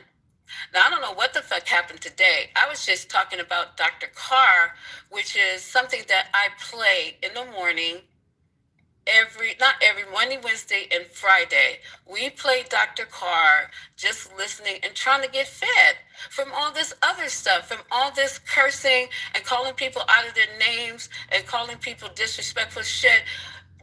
We just play and try to get fed and try to develop community. A lot of stuff that Dr. Carr talks about, no, I don't know. But I do have the intelligence to go and look it up and try to find out about it. So next time this conversation, I'm a little bit more versed. So that's how it went. I was literally doxxed. Anybody who can pull up the last 4 digits of your social security number, who's going to type where your kid, who wants this? Which one of you guys in here wants this? When all I did was give my number in good faith to a person on this app, Shauna Law, and I think also I gave my real phone number to Kat, and then they take that number and then they go and reverse it and try to figure out who's who on that particular line, which has been in our family for 30 fucking years. And I'm sitting here trying to explain it to strangers. Who would want that? How would you like to look in the chat and see your kid's high school name in there? And it's such a unique name. That's why I knew it was towards me and my family. You know? So they even getting even deep with it. They're all talking about, oh, your dad is not this. He's from the Bronx. How did you guys figure that out? Lisa, half these people in this motherfucking chat don't care. They think you're a liar. They think you post pictures of... Listen, just drop it, because you're never going to stop the hate from people. I know you were doxxed. You know I was doxxed. I FaceTimed you. You FaceTimed me. We know what each other looks like. This is horse shit. Let it go. They don't care. As a matter of fact, they just want to push knives deeper. So I'm serious. I love you. I want you to just let this go. Fuck these people. I didn't start it, April. I know. Lisa, this is reformed. I literally heard that person say, and I told you this because I thought it was fucked up. I don't have a dog in this fight. I'm over this, whatever the bullshit is on a Friday night. But when a person literally brags in a room that a person who... I don't give a shit if you dox me or not. If you're in a room listening where people are discussing that they listened to you talking in your rooms and wrote down the fucking GPS instructions on where you were driving to pinpoint your location, number one, that's some scary ass shit. Number two, nobody is that fucking important on this app for any fucking body to do that. Hello? Yes, I thought we were centering me. What the fuck is No, we're not centering you. We're talking about that somebody that someone was in a room. This is centering me. But it's supposed to be about Kalisha was in the room modding the judge when this person was talking about all the ways that I was in there on my burner, to be honest, girl. That was fucked up. That was fucked up. She wanted to be the lawyer. She detailed all the ways that she doxed Lisa, and I'm just gonna say that was fucked up because I would defend anybody that happened to on this stage. Literally writing down with Lisa. May I finish? I'm just asking. Are you saying Kalisha was in the room modded? She was the judge in the room that Lisa was on trial. Yes. Lisa was never on trial. She was. Trial, Kalisha. Don't lie. Don't lie. JD was in that room cussing everybody out. Come on. We were all in that damn over this part. Reformed. I'm trying to find out about the GPS because that's new. You're saying that happened in the room where Kalisha this person was writing the GPS. Right. This person was detailing all of the ways that she quote unquote found out who Lisa was. I want to know about the GPS. She literally said that she was listening to her when she was driving in her car with the GPS in the background. And she wrote it down to figure out where the fuck her kids were going and where she was dropping them off. And I was like, oh my God, that's too goddamn much. Incredible. That's too goddamn much. What does this have to do with me? Incredible. Because I don't know. I lost the thread. Y'all. What does this have to do with me? You were on that stage playing lawyer against Lisa. I was on the stage. I would have blocked every motherfucker on that stage too. And I'm just being, I love you, Kalisha, but I would have blocked everybody on that fucking stage too. That's some crazy ass shit. Listening to where she's driving when she's talking on the app, that's too much. See, I was really hoping that there was like some real shit here, but I can't control what other people say. Like, it is crazy. None of this has to do with me. None of this came out of my... Who the fuck is muting me? Yeah, because I'll say what I said. I say what I said all the time. Because the thing was that Kalisha did the doxing, I thought. I came late. I was late to class. I was trying to read. Yes, the whole thing is that Kalisha allegedly did the doxing. We never said anything like Kalisha ever doxed Lisa. No, April, you weren't in the room 5 minutes ago. Please stay on mute because that's exactly what the fuck was said. April. Who said it? Actually, Lisa! That was said, actually. So please shut the fuck up. Y'all are pissing me off now. I don't care if you're pissed off because you were in that room showing your ass, and you know. I didn't show my ass. Yeah. I'm sorry, your friend is a fucking liar. That has nothing to do with me. Yeah. Okay, April, hold on. Just like, don't add another person to the fight.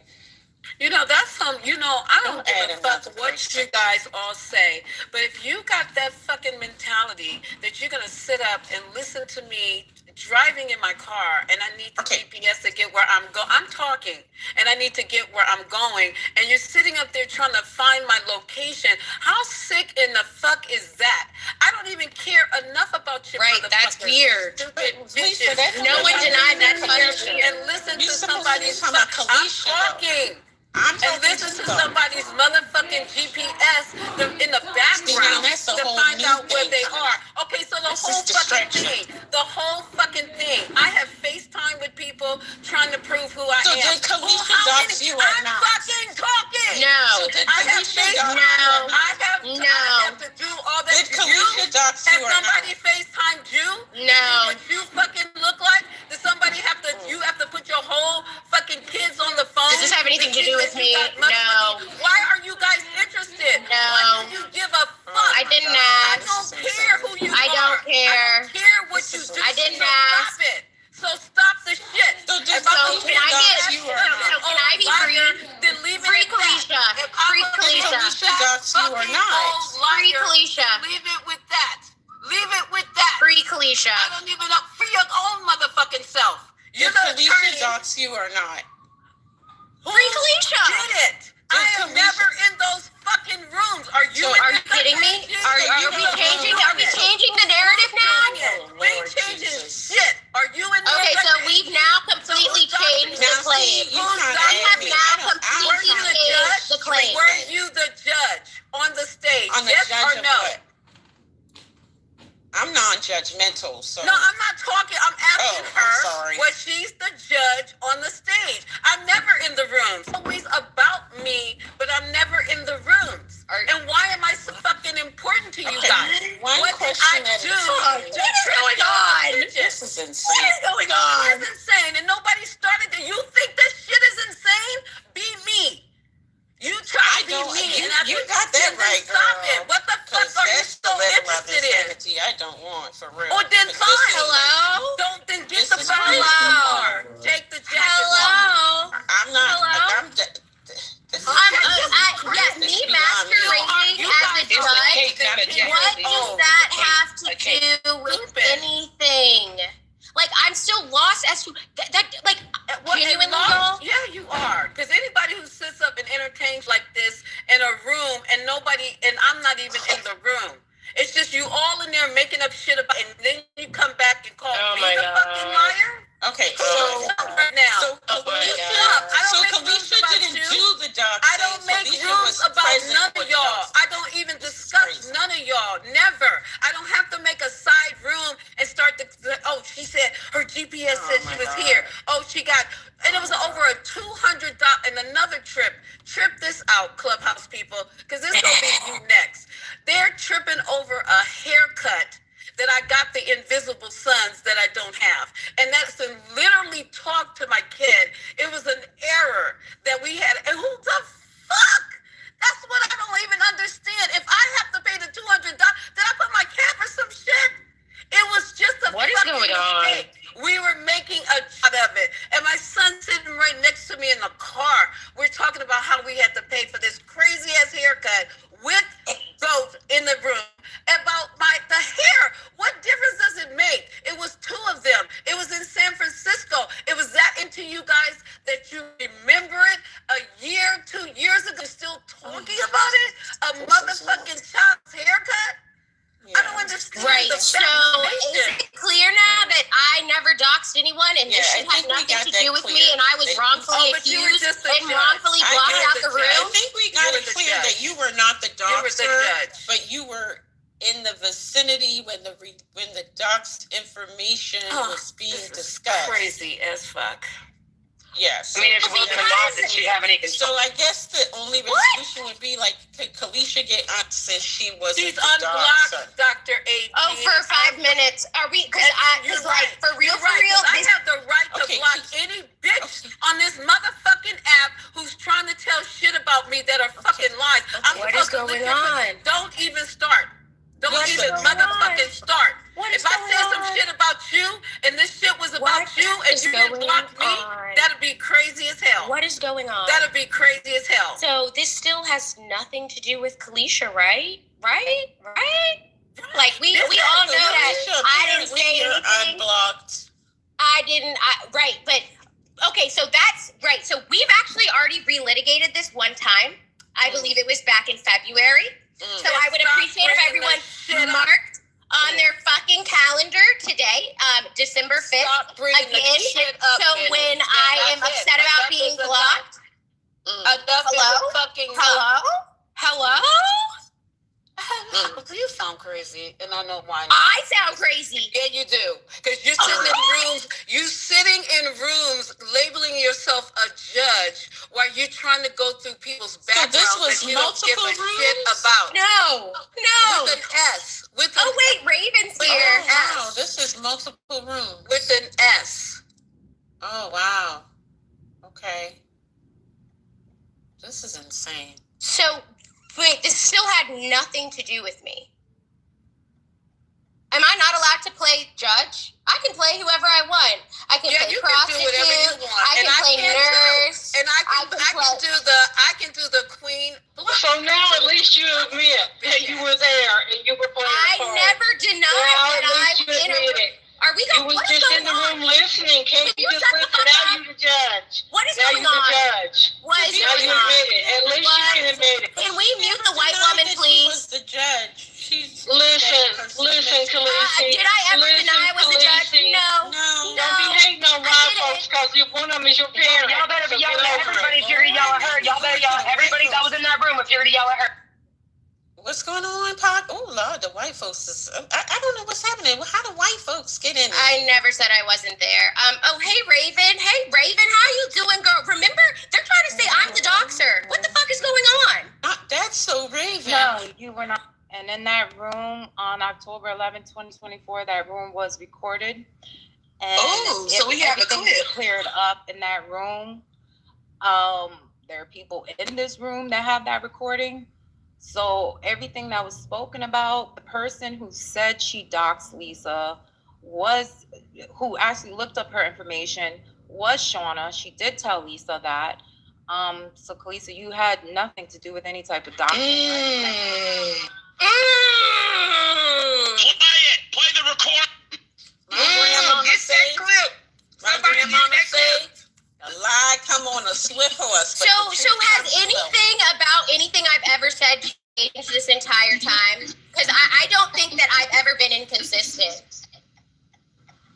No, that. Yeah, you're being consistently a piece of shit. That was. Are we gonna do personal attacks now? Because you don't want to. You don't want to go back and forth with me, honey. You don't want to go back and forth with me either, honey. Hunky. You don't. Hunky. You don't. You don't. Not today. You don't want to do it. And any day. You don't want to do it. And any day. You really don't. And You don't want to do it. You don't want to do it. More of your shit. More of your shit. Let's go. What I do? No. Anything. Free Kalisha. I am a wrongfully accused racial out here.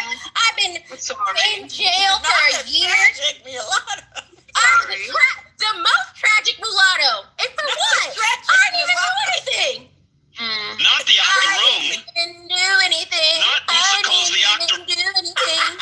So we've all established, though, that I didn't dox anyone, and there's no reason for me to ever be blocked out of this room, correct? Are you talking to me? Raven already said I was blocked never more. Now we have Kalisha as Piola, and and I'm still blocked.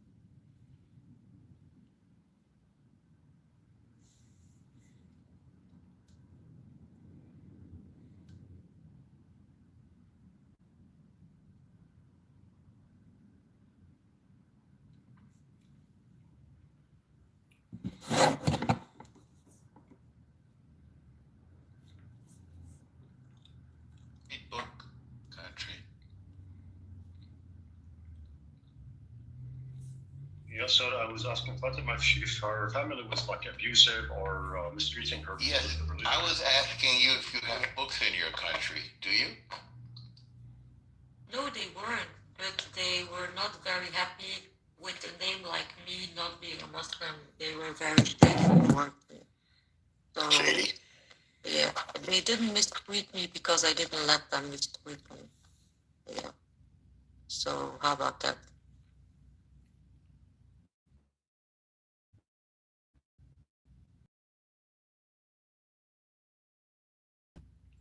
Yeah. Understanding is that Muslim, societies have a lot of curious problems. about something. Is it true that you guys have a book that's very much like a book that was written 2,000 years later? Is that true? Huh? What? You mean like religious texts? Quran. Oh, you want to hear how Muhammad married? Why Muhammad married little Aisha? No. I want to hear how he feels about the fact that they copied our book. I think it's an insult to say that they copied the Christian book. Why is that insulting? Because it's really not like it. We're not talking about going around. Don't you have all the same Don't you have all the same characters with the same stories? Like Moses and Jesus and what's it, Gabriel? Do you copy all the stuff from those other books? Isn't that true? Oh, me? The Christian text is older, so we wouldn't be copying anything. Oh, the Muslim text is the third. Islam is the third religion. Judaism, Christianity, and then Islam. And Islam copied the previous two religions. Isn't that true? Well, I hope so. I hope they covered them faithfully, but it seems this is not the case. It seems there's been a lot of. You said you hope that problems. They copied it? Yeah, they definitely copied it because you have the same characters in the same story. You have Abraham and Isaac and Jacob. But my understanding is that Muslims unfortunately haven't copied them faithfully. They have, they have messed up with a lot of the characters, and they have misrepresented a lot of these characters. Unfortunately, so I hope they that Muslims have copied these books and lived by the books. If they're copying these books, why don't they just become a Jew or a Christian? Why do they have to invent the same thing, only, give it a different name? I don't get it. I don't get it too, because I see nothing wrong with Judaism or Christianity. I think that these are great religions, and they should be copied to the letter. If you're copying it to the letter, then that makes you a Jew or a Christian. Fatima, I hope so. Better was it AI for religion than ChatGPT? I don't use ChatGPT. And I was gonna say something else. Wait, what was I gonna say? I forgot. You made me forget. You made me forget. You were saying that your parents were a little shady towards you because you weren't Muslim, but you just No, my parents were not shady towards me. I meant my family, the side of my dad. Oh, they. It looks like Europe is having mixed feelings about some of the people there. I noticed that countries are saying, "Hey, these guys, they're not." Oh, you want to know something? Last Friday, right? The Christmas market opening. Pro-Palestine protesters couldn't help themselves in, so they protested at the Christmas market opening. And the same night, baby Jesus got stolen and his head got taken. His head got taken off. You said that the Muslims stole the head of baby Jesus? Yep, and they beheaded him. Wait a second. The Muslims killed Jesus? Yeah, the baby stall of Jesus. The bird stall. They took the baby Jesus out and they beheaded him. And I thought Jesus was a prophet in Islam. Yeah, exactly. I don't understand. So they killed their prophet?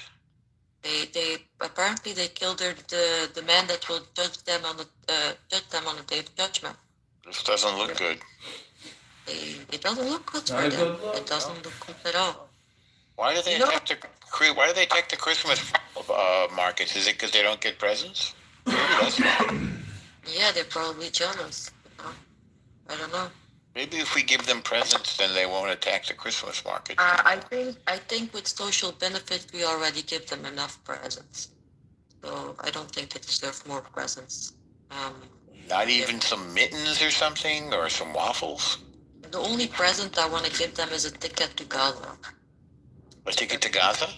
Yes, that's all. That sounds good. I hear there's free parking in Gaza.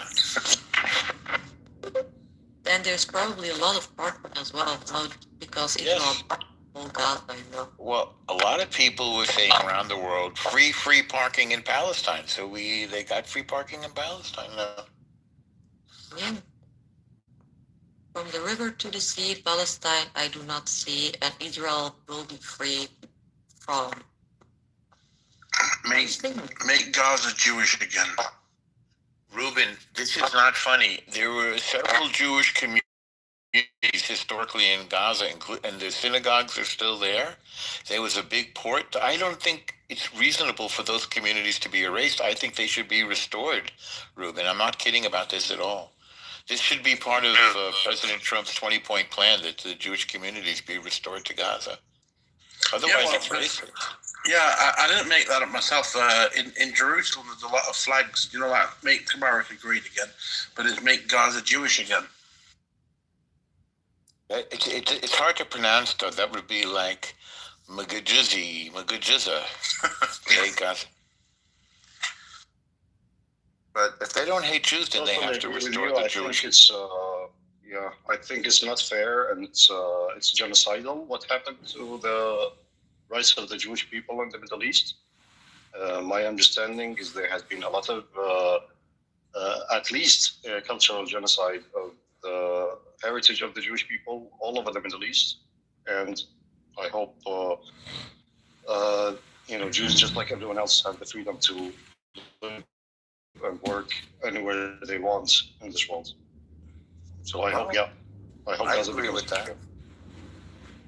I agree with that. Maybe we should tell the United Nations.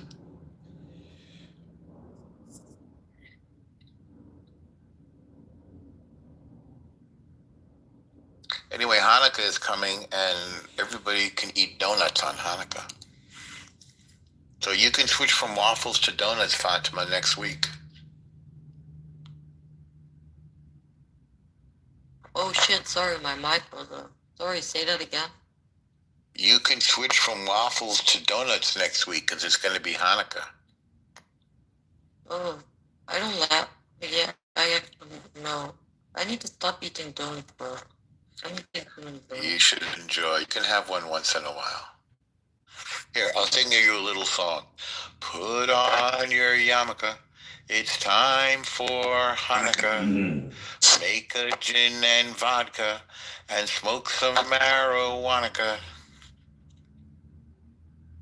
You want to hear this hadith that Allah killed dog? Is there a hadith about Hanukkah? I don't think there are any Hanukkah hadith in Islam. Yeah. There's no Hanukkah in Islam? I read it quickly. Sahih Muslim 1570.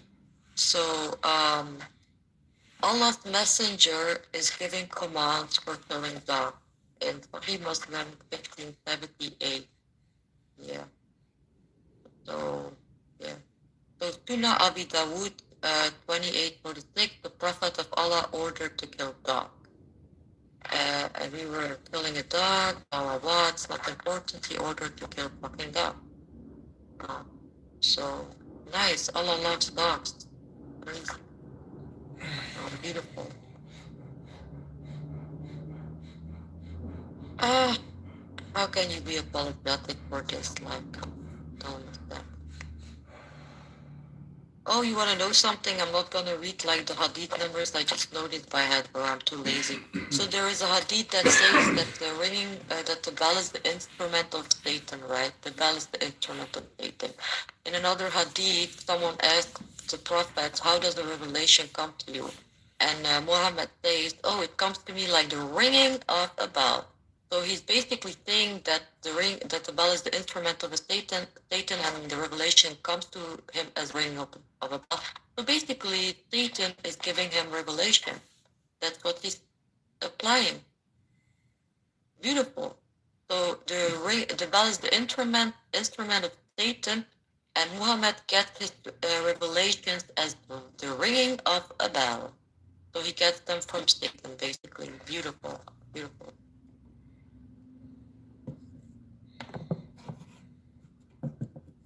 There's a hadith that says that if you dream about something and it doesn't come true, it's not from Allah.